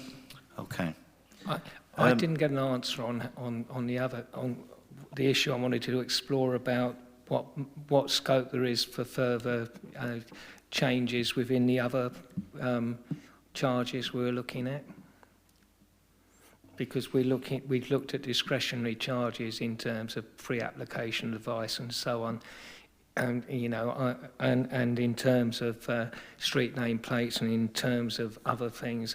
I'd like to know what the scope is for variation within that, because it does have an impact on the... From what I know, some of the other discretionary fees have been looked at quite carefully, building control and that sort of stuff, and the competitive stance has been struck. Street naming, I must admit, when I was looking through it earlier, I thought that had some more legs, but you're not talking huge sums of money, but there is a bit more legs to it. Mr. Green referred to other council decisions, strategy positions. So at full council, we actually moved the medium-term financial strategy along last time with the assumption of the 2% increase. I think I'm correct in saying that that's not the first year. In fact, a number of years in a row, we've effectively taken that middle ground. It does not every year translate into a parking charge increase. So I don't think that we can take that decision of 2% to oblige a 2% or other increase into parking fees, because that precedent doesn't exist. I think the climate change thing is interesting, funding it, and it will be counterintuitive, I suspect, to parking income, because we're probably going to give concessions to encourage greener vehicles rather than drive more income to pay for it. And until we've got a proper, some recommendations from the climate change subgroup, I think it's premature to bring that in too heavily. So the fundamental of this that I'm left with, or two fundamentals. I do believe that increasing car parking charges in town centres is ultimately, to some degree, a deterrent for people to visit town centres. I was speaking to some of those members of the public that were gathered here earlier downstairs. They were telling me exactly that. Hey, they may not have meant it, but that's what they were saying. These increases suggested on parking are driven by one thing and one thing only. We need more money. The principal way that we as a council get money is through council tax. We identify a budget need. In very loose terms, we divide it by the number of residents, households, and the income need is fairly distributed. If we fundamentally have a hole in our finances that is putting us in a position where we need to get more income, we should come back to that principle, not take a soft cash cow target and actually say, well, we can squeeze that a bit harder, it will give a bit more milk. At a certain point, you squeeze the udder so hard it blocks, but the fundamental issue is there isn't enough money coming in. It's put to us to increase parking charges to contribute to that. And I'm actually saying we should say to P&R, look, if the 2% council tax isn't enough, perhaps you've got to lift the lid off of that again. But we can't just pick out targets that don't have a say. That's where I'm shaping up to. I think Councillor Clark might have been ahead of you, but then Councillor English. Very quickly on that point, I would just say that if we've got to be careful, because the motorist is a certain section of society. If we put something on council tax, then we're penalising some of our neediest residents across the board. The one point I would like to raise with officers is with regard to this freezing for 3 years. Now, presumably that's because there's a cost in updating the machines for tariffs every time you increase. So is there actually, what would be the cost for doing 3 small increases that would aggregate to the same compared to doing this and then stopping increasing for 2 years afterwards? In terms of costs for making the changes to the machines, by the time we come to 1st of April, we would have many of the new machines in place, and that's simply a change to our software in the back office. So that's 2 hours work, officers' time. There is no cost to a third party. What we would need to do is change traffic regulation order and advertise, and the cost for that is about £500. So the cost is minimal. That being said, we would need to make a few changes to a few signs, but as I say, in comparison to to the overall picture, the charges are minimal. I wonder if the solution might be for us. The problem is if we go ahead with a big change and then nobody's going to thank us for no changes for the next 2 years when they see a big change straight away. And I just wonder if this couldn't be something that we could spread across 3 years. An inflationary increase would be in line with other sections of the council, whether we couldn't do it in a more sort of granuated way rather than this big chunk all of a sudden and then the 3 year at that point.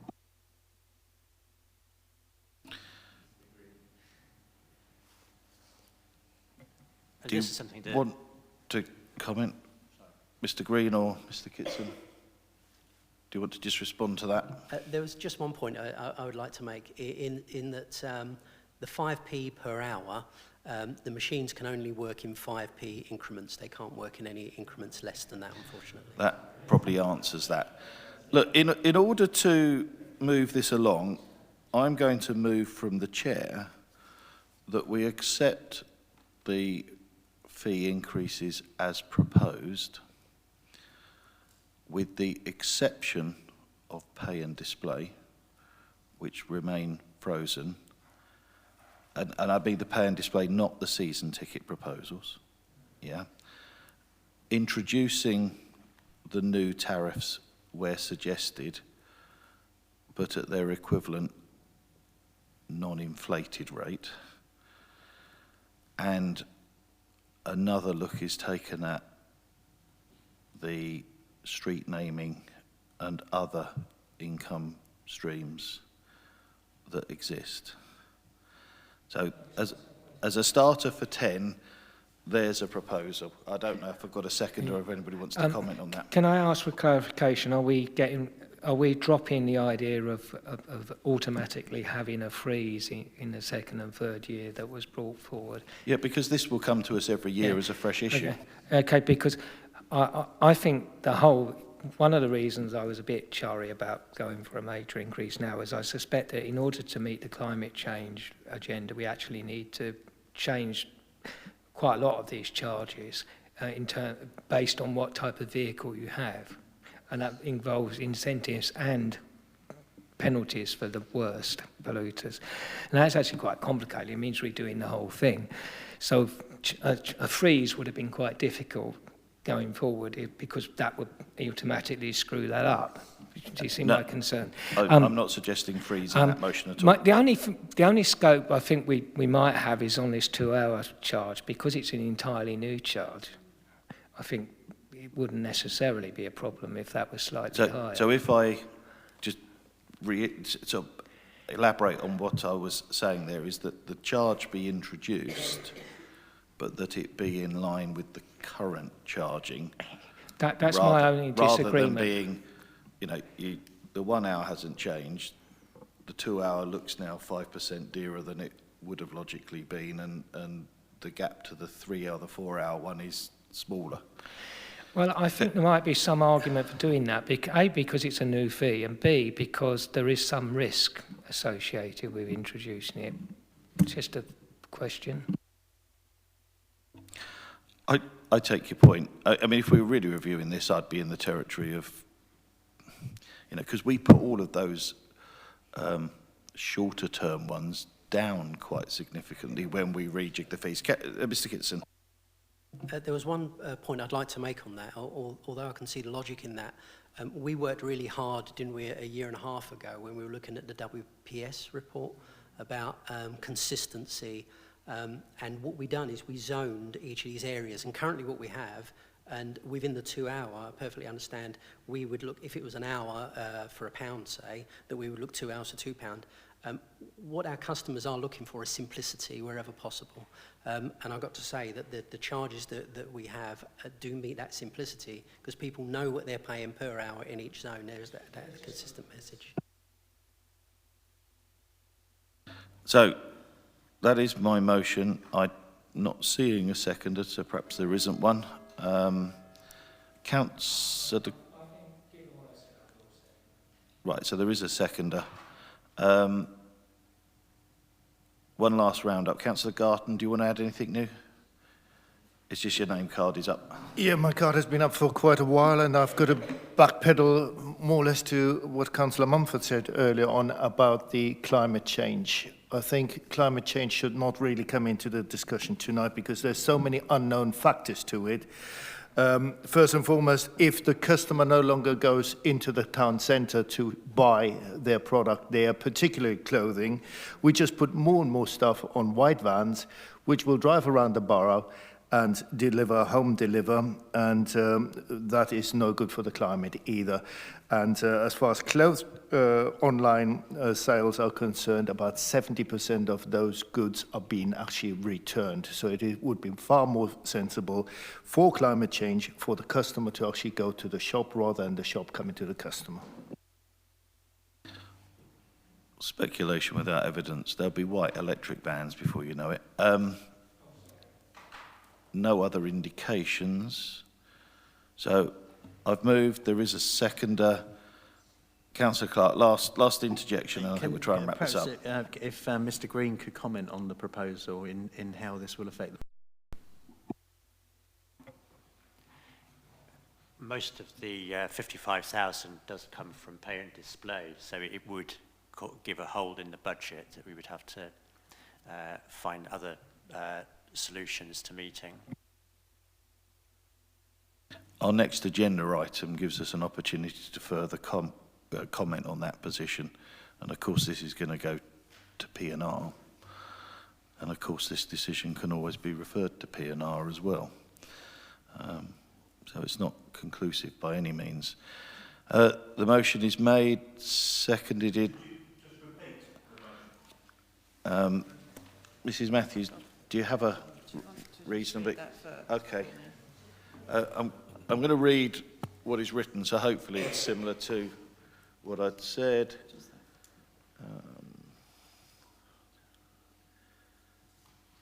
Right, so it was to effect, accept the fees increased as per the papers, with the exception of pay and display tariffs, but introducing the new tariff option, the 2 hour, at a rate that's in line with the existing charges. So as Mr. Kitson said, if an hour is £1, the 2 hour would be £2 rather than £2.05 or £2.10, yeah?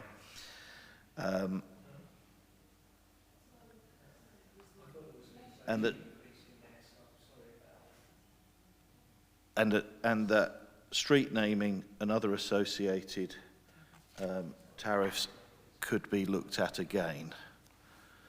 So to sum that up, it's... I'm sorry, Mr. Chairman, I misheard what you said, and I thought you put an inflation increase in there somewhere. No, very so deliberately. I'll have to withdraw what... Right. Do I have a seconder? So Councillor Perry was there very fast.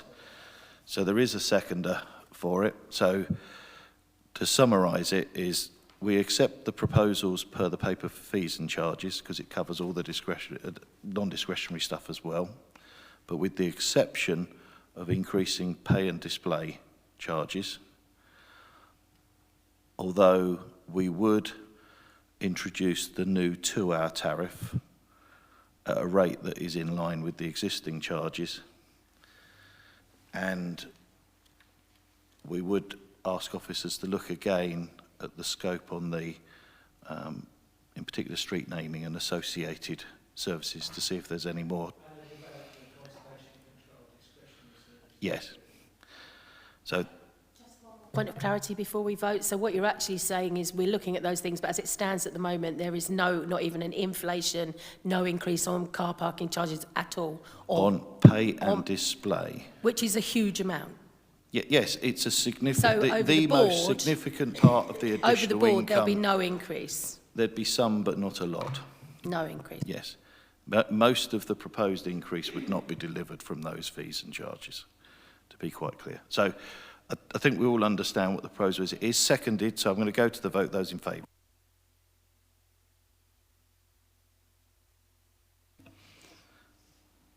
Abstentions?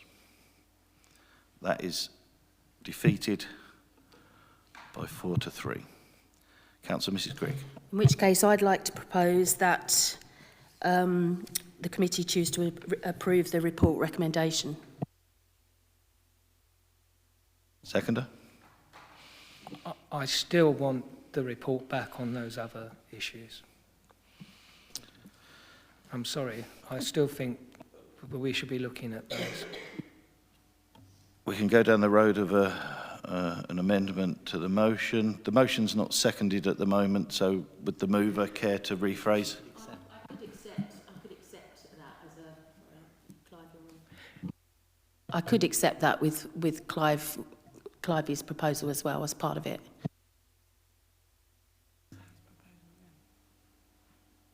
So the Yes, mover is saying to adopt the fees and charges as per the paper, but request that officers look further at the scope in relation to street naming and, forget the phrase now, but the other area. With development and conservation control, brackets Yes. discretion.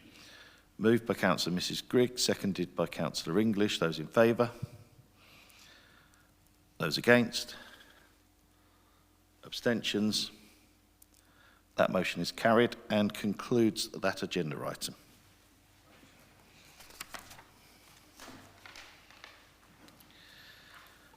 Which now takes us into agenda item 15, medium-term financial strategy. And once again, we're going to ask Mr Green to set this one up for us. Members, are you content to continue? Or I see Councillor English is... Right. If we're content to continue, we shall do so then.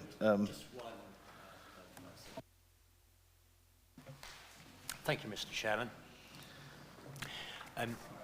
Each year, service... Before you start, a document is being distributed. Is this an urgent update? No, for information. Right. I don't think you can do that, can you? Yes, members have seen this before. Members would be advised not to take this into account for decision-making purposes because it's not available to members of the public at the meeting, unless it's taken as an urgent update, but it's not presented as such.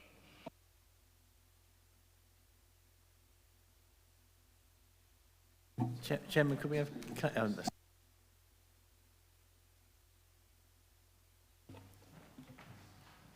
I can invite its presentation as an urgent update if you want it to be, but it will be part of the public record then.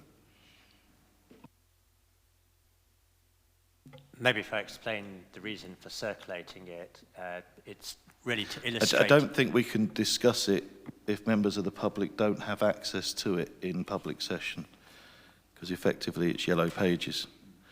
So I'm sorry, but it's either an urgent update which the committee may accept, or it's not for consideration at this meeting. I mean, the information is in the public domain.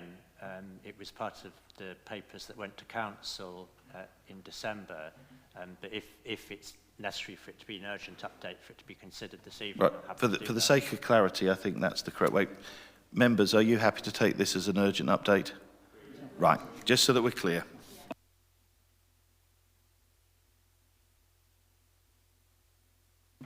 Yeah, thank you, Mr Chairman. Service committees review budget proposals relating to their areas each year, and the background to this is that Council agreed a medium-term financial strategy in December, and that included a standstill budget for next year, and that would give a balanced position, assuming that all existing savings were delivered and that council tax was increased by 2%. There's just one update since the council meeting in December, which arises from the provisional local government finance settlement. Now, the report in front of you says that that hadn't been announced at the time of writing, which was correct, but the financial settlement has now come out. Fortunately, that doesn't lead to any changes in our projections. We projected pretty much what came out in the settlement, so it doesn't impact these figures at all. Now, although the MTFS assumed a standstill position, we do need to take account of service pressures that might arise next year. And it was flagged up in the meeting of this committee back in November that we were below budget on planning income. So what the proposals in front of you do, and they're summarised on page 46, is that where in the existing budget proposals we assumed that it would be possible to generate an additional 100,000 in savings from the planning service, prudently it's proposed that we take that out. So 100,000 comes out, which is the line which reads planning fees, reappraisal of income budget. And likewise with parking, the existing proposals assumed quite ambitiously that we would generate an extra 150,000 of income from parking. And as you've heard from the previous discussion, if the fees and charges that were proposed go through, that would generate just 55,000, not 150,000. So there's also a line in here, reappraisal of scope for increased charges for parking of 95,000 in 2021. So this is reducing the savings that can be delivered in this committee's area by 195,000. Offsetting that is a small saving from reduction in management costs for planning support, where we've had a restructure and the service is now led by more junior members of staff, which has led to that management saving that is set out there. So those are the proposals in front of you. The reason for circulating this schedule was arising from another aspect that has been flagged up, which is the costs of the local plan review. Now, the way that we've budgeted for that up until now is there's been a time-limited budget for the local plan review. So the budget allowance has been 200,000 a year, and to the extent that money isn't spent in one year, it's carried forward to the next. But that money on the MTFS proposals was due to run out in 22-23, and the schedule that I've circulated was part of the council papers, and you can see if you go about 2/3 of the way down the page, there's a line that says local plan review and a figure of -200 in 2023. So what that's saying is that budget of 200,000 comes out in 22-23.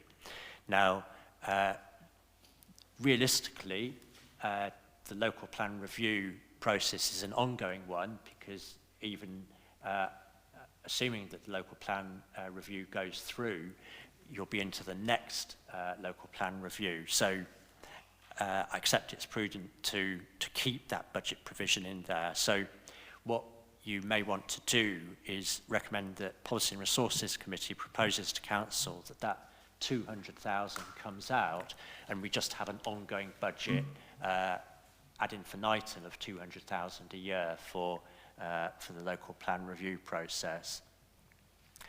So that would be in addition to the recommendations in front of you, which are that you accept the budget proposal set out in Appendix A for submission to Policy and Resources Committee. And as I say, you may also want to add to that the Policy and Resources Committee has recommended to maintain the local plan review budget of 200,000 a year. But that's for members to decide. And obviously, I'm happy to take any questions on the detail in here. Thank you.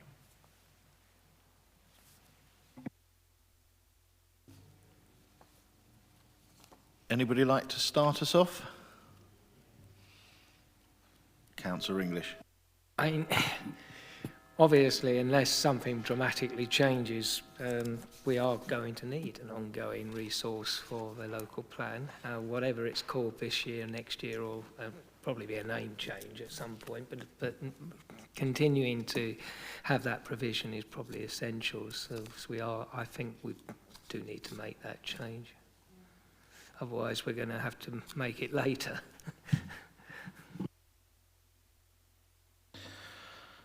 Okay, where am I at on this? With the Vice Chair, we have tried to scratch the surface of some of the actual numbers in the background. I think our current conclusion is we're not convinced that the scenario planning in the background takes into account all of the factors that are ahead of us. I think I would say that try as we might, we haven't bottomed it out. And I'm looking to the Vice Chair for confirmation or otherwise that I could sit here and say, no, I'm content with this works. Further investigation, I might get to that conclusion, but the here and now, I'm not. The focus of our looking at it has been around local plan costs. I think we've all been advised of an interim director coming in, that wasn't in the budget. We've got some recruitment challenges. You know, for whatever circumstances, one or two members of staff moved on. We've got to replace them. Principal planning officers at the moment in particular are in short supply. I think if you're a betting man, you're going to either have to pay more to get one or pay properly through the nose to get an agency interim. These are types of factors that may come into it. So I am very nervous about this budget, but I haven't been able to get to the bottom of the numbers to absolutely prove it to myself or prove myself wrong, but I'll just put a feedback to you. That's my take on it. Councillor Green, Mr. Green. Mr. Green. Thank you, Mr. Chairman. Absolutely accept what you say, and can I make a suggestion, which is that we do report to this committee every quarter in budget monitoring reports on progress with actual spend. So can I suggest that when the Q3 budget monitoring report comes to this committee in February, well, it may be March now if that meeting doesn't happen, that we set out what the cost to date on the local plan review are and what our projections are, and I hope that will provide the information that you're looking for and maybe give you the satisfaction that you're asking for. But if I can propose that we deal I think the conundrum that delivers is we're actually being asked to give a view to P&R now. And all I'm saying is I am not sufficiently convinced, let's say, to be fair about it either way, that these numbers stack up or they don't. That's my position now, to actually go through the budget process, let's say nothing to P&R recommendation to full council is a balanced budget, council approves it, and then to find in March, oh, now the data's available to convince you. I mean, you know, we were given something that I couldn't make head and a tail of. So all I'm sharing with you is my deep concerns. Councillor Mackay. The revenue estimate you gave us as an urgent update. The big hole is in business rates. In this financial year, or next financial year, you're proposing that anticipating our income on business rates, retained business rates and business rates growth will be a total of 4.4 million. Yeah? And then drop into 1.6, 1.7, 1.7, 1.7. Now, that's your projection, I take it, yeah?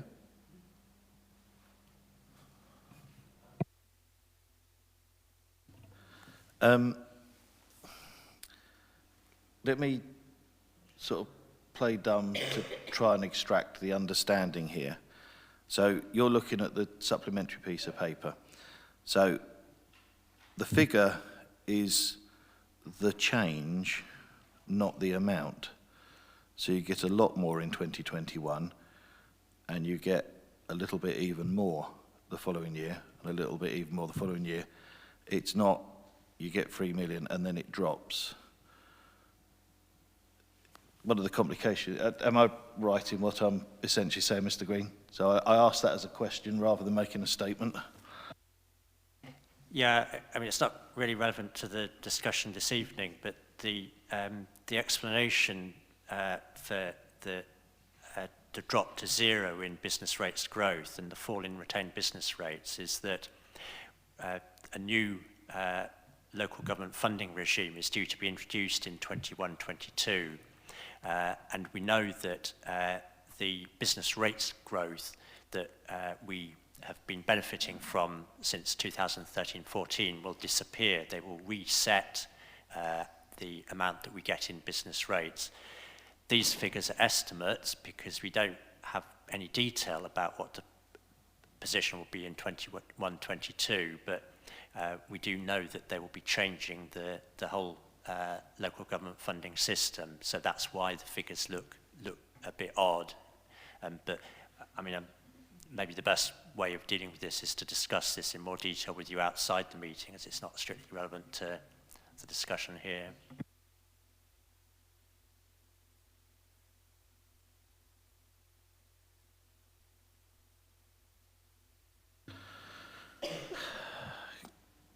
Councillor Clark. Thank you, Chairman. Mr. Green mentioned about having the review of the Q3 results in March, but given that we've got a briefing in February, is that something that could be brought significantly further forward rather than waiting till March? And when would that be? When would it be available for us to receive an update? Yeah, I mean, we would normally come to the February meeting, so if members would like to do it outside a formal meeting, then happy to do that. I mean, that's just member briefing. It's not, yeah. But it doesn't help us tonight. It doesn't help us tonight. Councillor English. Yeah, I'm sorry, my previous comment was just specifically on what was said about the 200,000. So looking at the budget in general, I share your concern and the Vice Chairman's concern, which is one of the reasons I wanted to look at the previous agenda to see if we could squeeze anything else out of it without the vexed issue of parking. The situation, I think, is not looking very good for the council as a whole, not so much in the coming year, but going forward, if you project it forward a couple of years. Although that's how long is a piece of string. And it's and as you said, Mr. Chairman, we have a number of possible items of expenditure which are not included in the estimates here, or if they are, I haven't noticed where they are included. So I think we have to be concerned that the council is operating dangerously close in terms of margins. If everything goes right, this budget stacks up, and that's great, isn't it? But I think we are in a situation where it is at least possible that it doesn't. If we have another shortfall on income somewhere, we're going to be, wherever that somewhere is, we are going to be quite seriously close to the mark as a committee. And so I do think we need to, and we don't have, basically this is the last time we're going to have an option to actually consider anything going to P&R. There may be one more opportunity, but really this is realistically the last. So if we don't, if we're looking at local plan costs in March, or even at a briefing in February, which we can't make a reference from because it's not a formal meeting, then we could be in some difficulty if that local plan projection shows a negative result, or if we end up with a situation where, you know, planning fee income falls off a log for whatever macroeconomic reason, or inflation suddenly takes a large height because of, you know, macroeconomic situations we can't control. So, but the trouble is, it's very difficult to bottom out exactly how much extra income we might need because we don't know. So I'm a bit of a loss to actually what I want to recommend in terms of asking. There's the issue of scrutinising the savings that might be needed within the other part of the planning budget, and whether you actually get into the realms of smoke and mirrors where it cross-charges into the local plan and things like that. But you see my difficulty, Mr. Chair. Yeah. Mr. Jarman wants to contribute. Then I have got a couple of thoughts that might give us some framing. Yeah. I'm unsighted on certainly one of the costs that I think you refer to, Chairman. But I do agree with you in terms to say it the way we mean it, is that the interim director? Yes. Right. You're not sure where that's coming out of the budget? No, I'm just unsighted of it factually. So, you know, I just want to stick to the facts. I do get your point, Chairman, in terms of the information that you and the Vice Chairman was presented with was a bit muddled. But the facts of the matter is today, in this business year, there will be a major underspend on the 200,000 per annum. That is very clear. And that's on top of the underspend the previous business year. Now, it might be that as we get closer to examination, that the costs, you know, ratchet up. But today, it's very much an underspend, certainly not an overspend. And a bit like your previous conversation, you'll be better sighted this time next year. But today, all the indicators are there's an underspend. Now, there's two good reasons for that. It's about the pace at which we're getting on with the sort of the business end, as I call it, of the local plan. But more to the point, I haven't got exact figures, but it's likely that we have overestimated the cost of transport modelling and air quality modelling. So that brings down, I take your point, Chairman, about the cost of consultants, but I'm also minded that we have a staffing budget which is totally separate to that 200,000 as well. So I think that, you know, all of my unit managers have to stick to the budget, and today we are on course to meet that budget. That budget being the 5-year delivery budget of the local plan? Yes, because if I with or without the annualise 200,000 it, we chronically underspend this business year. Yeah, this business year, but I'm actually asking about the 5-year outcome. Of the I've jumped onto to that. But with or without the 200,000 that we've identified ought to be there isn't. Sorry, I don't... Well, as Mr. Green brought forward in that amended piece of paper, there's a minus 200 scenario, which we might be minded to say to P&R, hang on, that needs to go in. So your assurance that you feel that we're on budget for the local plan delivery, the perpetual review, is with or without that 200,000? So perhaps it's my misunderstanding. I thought Mr. Green was proposing that the 200,000 gets continued that there isn't this sort of magic guillotine of the 200,000 stops. But in the MTF, that wasn't there before, was it? The MTFS showed that money coming to an end in 2023. The trouble is, when we have these financial conversations, a negative is spoken as a positive, when a positive is a negative, depending on which way the argument's being planned. You know, we've saved loads of money in planning because we got more parking income. You know, it gets very confusing the way we use the language. You know, and even on the papers where it indicates a surplus in a bracket is actually a negative when you look at the spreadsheet and you think, well, hang on, which convention are we using here?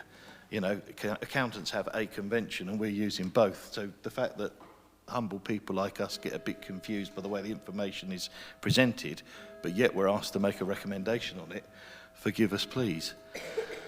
So, you know, when, you know, on the bit of paper where I was trying to make sense of it, we got to 855,000 of, you know, after we'd started factoring in air quality might not cost that much and traffic modelling might not cost that much, but don't forget this should be, we were at 855 before we brought an interim director along, before we run the risk of some additional interim staffing costs perhaps, and the 200 wasn't there.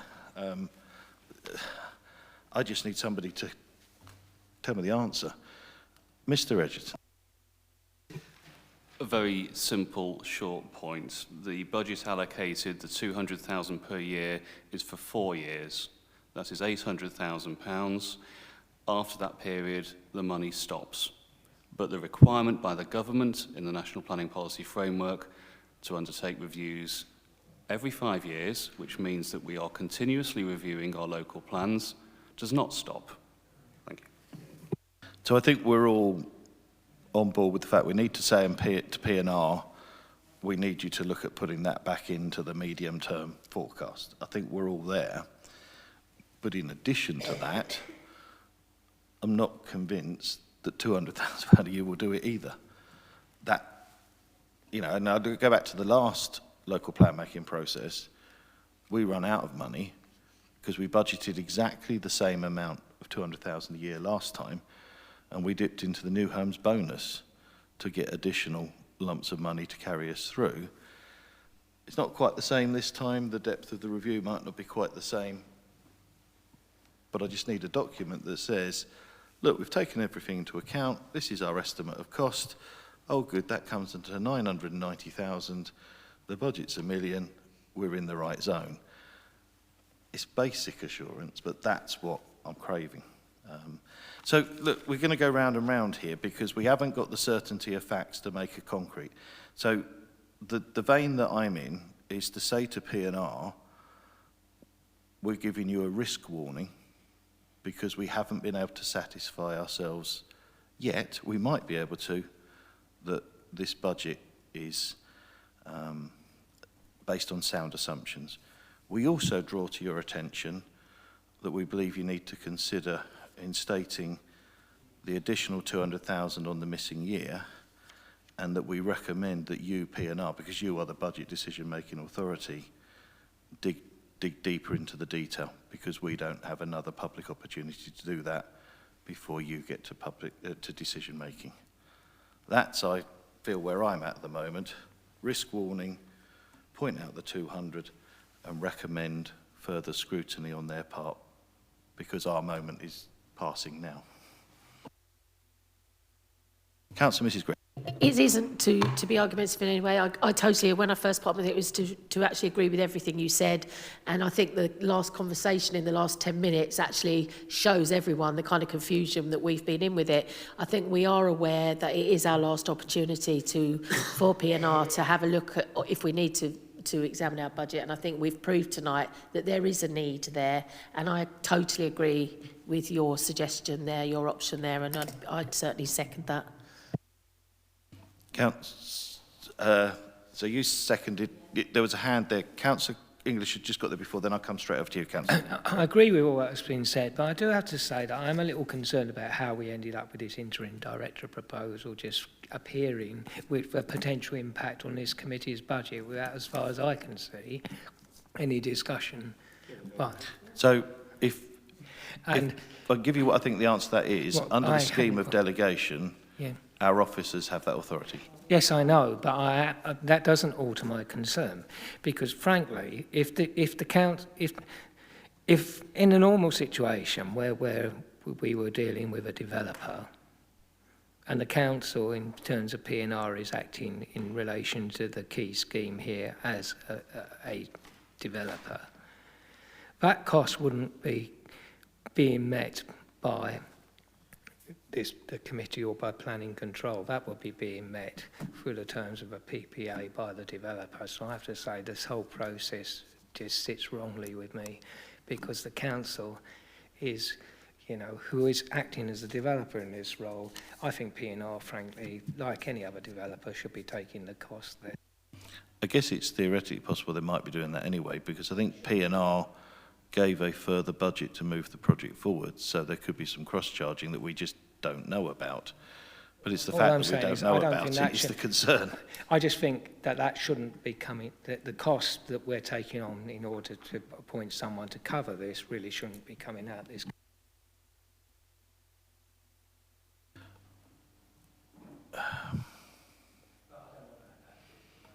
I was about to say, do you want to add that? Okay, you've made the point. I think everybody in the room's heard it, but Councillor Perry.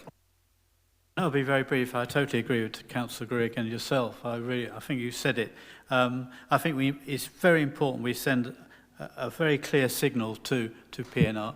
And it's very important we meet that P&R deadline as well. So I totally support. I think it's the right way forward. Thank you. So I think I was seconded by Councillor Mrs Grigg. If there's no further comment, can I take that to the vote? Those in favour? Unanimous, therefore carried. Then that is our recommendation to P&R. Thank you. Last but not least, agenda item 16, Maidstone Authority Monitoring Report, and I would be grateful for, where's my prompting note, Mrs Ironside? Ironmonger. I was nearly right. Mrs Ironmonger, if you would be so kind. Thank you, Chair. The Council is required to publish its authority monitoring report every year, and AMR provides information on the progress of local plans or supplementary planning documents that are mentioned in the local development scheme, any activity in relation to duty to cooperate, and the information on the monitoring indicators of local plans. The monitoring period for this report is the 1st of April 2018 to the 31st of March 2019. The AMR outlines the work on the local plan review is in the early stages following the call for sites exercise and consultation on the local plan review, scoping themes and issues document last year. The AMR monitors the performance of local plan policies in accordance with monitoring indicators of the adopted local plan and the sustainability appraisal. A variety of internal and external data sources have been used to inform these indicators. This is a corporate document and with input from a range of council departments. The report often includes a series of data so that changes over time can be understood. The local plan key monitoring indicators focus on the delivery of homes, economic development and the supporting infrastructure, also looks at the provision of recreational open space and the protection and enhancement of the built and natural environment. The AMR also includes sustainability appraisal, significant effect indicators that monitor the effects of the Maidstone Borough local plan. The Council continues to make good progress towards delivering these targets set out in the local plan. The AMR 2019 has been published on the website and this report is for noting. Thank you. Thank you very much. Councillor Mrs Grigg. Just one quick question on page 96, the number of jobs in Maidstone Borough. There's a large drop from 16 to 17. I wonder if you can give me any clue as to what that indicates or why that should have happened.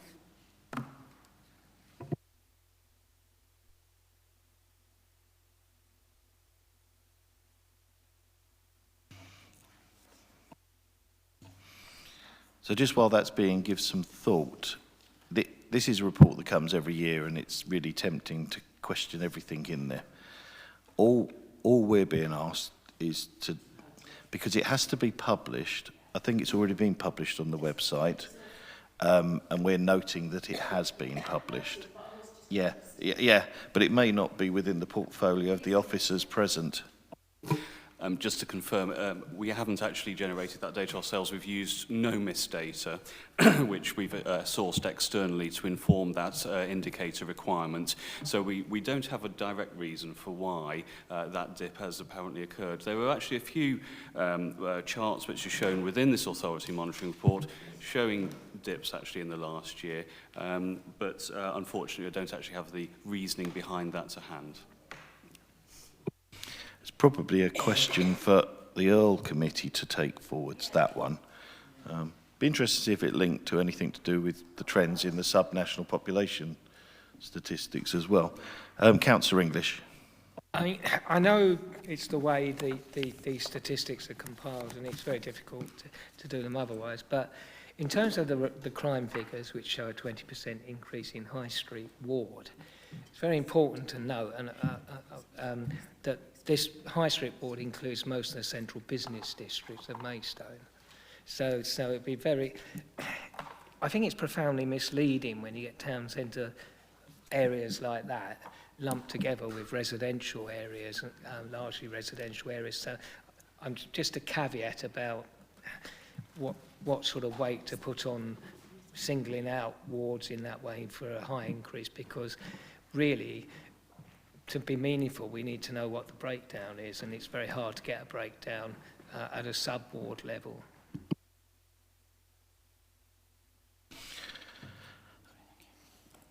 Councillor Clark.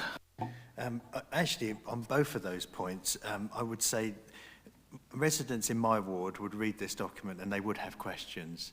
And I do feel like, I mean, there are things like the employment, as Councillor Grigg mentioned, there's the crime, there's a point in there about the increase in speed along the A229, which is such a broad brush, because you've got the A229 from one end of the borough right the way across to the end of Staplehurst, and it's such a broad brush that I think people in my area would say, where on earth did these numbers come from, given what KCC said at a previous JTB?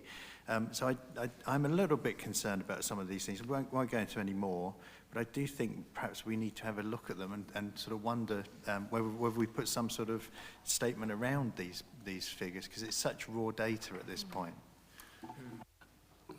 I think what's quite interesting is that we have a duty as a local planning authority to bring together these figures from the various disparate sources, and we do that on an at least annual basis. That is our statutory requirement. What we don't have, perhaps some would say fortunately, is the duty to analyse those figures and understand why that is happening. Now, we have policies in place through the adopted local plan which help influence how we develop this borough, how we protect this borough. But these requirements are generated for testing the policies and understanding how that dynamic works, rather than actually why certain things are happening in the background through national crime figures, rates, how things are monitored in the first place. So we sort of take these figures, see whether they relate to the existing policies, but we don't actually have the ability to go back to the sources in a number of occasions and understand some of the dynamics which are occurring, for example, with crime. Councillor Garton. Councillor Garton, would you mind if Councillor Mrs Grigg just comes in? The only point I wanted to make is I'm not trying to be difficult at all, but at the end of the day, we're being asked to note a document that we haven't got answers to our questions to. And I understand what you're saying, but actually I feel if we've got this chart put in front of us, we should be able to ask questions and they should be able to be answered. So I don't quite know how we get around that, but I'm not blaming you. To help us come to terms with this, it just happens to be the job of this committee to make sure it gets on the website, in effect. And the purpose of that is to make the information public. That's public to us then. It's perhaps our job as councillors to actually look at that and ask questions.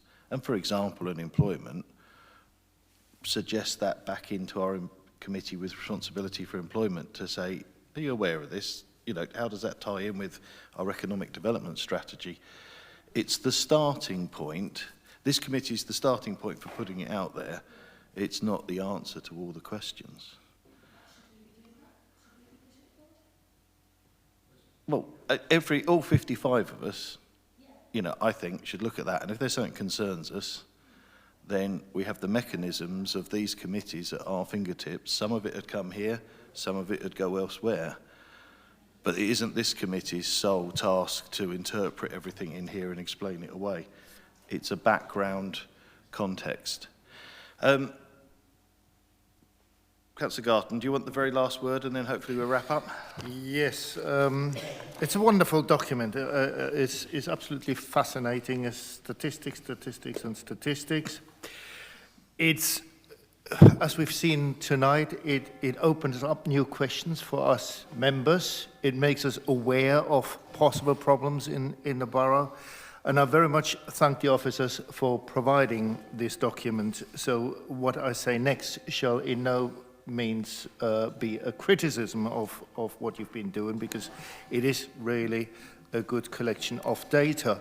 However, since we've been talking about funding, particularly for this committee, I would like to know how much time actually goes into this document, officers' time and cost, by producing this statutory document every year, and how much of it is actually just cut and paste work, which is not very time consuming. There's a technocratic answer to that, to say this is handled within existing budgets, the timing. But I think to be a little bit more specific, each statistic which is provided, each set of data against the monitoring indicators has to be updated for that current year. So we will send out emails. They're usually sent out in the autumn, early autumn, late summer period to relevant providers, and we will search on relevant websites, including the Department for Transport, regarding the transport usage and vehicular traffic usage. We will download that data, consolidate it, and write the report against it. So, you know, we have a planning officer dedicated to doing that, along with other duties, from late summer, early autumn, to the end of the year, up to the point of publication to comply with that statutory duty. So during that period, that officer will be doing other duties, but a significant proportion of work is undertaking this report. I think your answer is quite a lot. Yeah.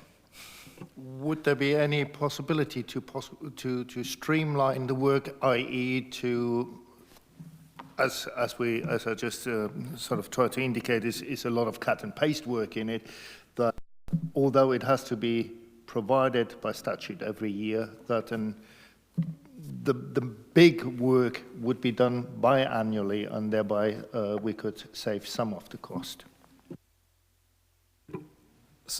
Sadly not. The duty is to report back on the indicators which are contained within the local plan and derived from the local plan policies, and also from what are referred to as significant effect indicators in the sustainability appraisal, on at least an annual basis. So we could actually do it more than annual, but of course we wouldn't want to do that.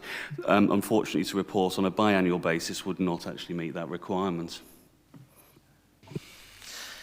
Right. Is the report noted? Then I thank you all for your contributions this evening, your tolerance, your perseverance, and everything else that you've given it, and I'll declare the meeting closed. Thank you, everyone.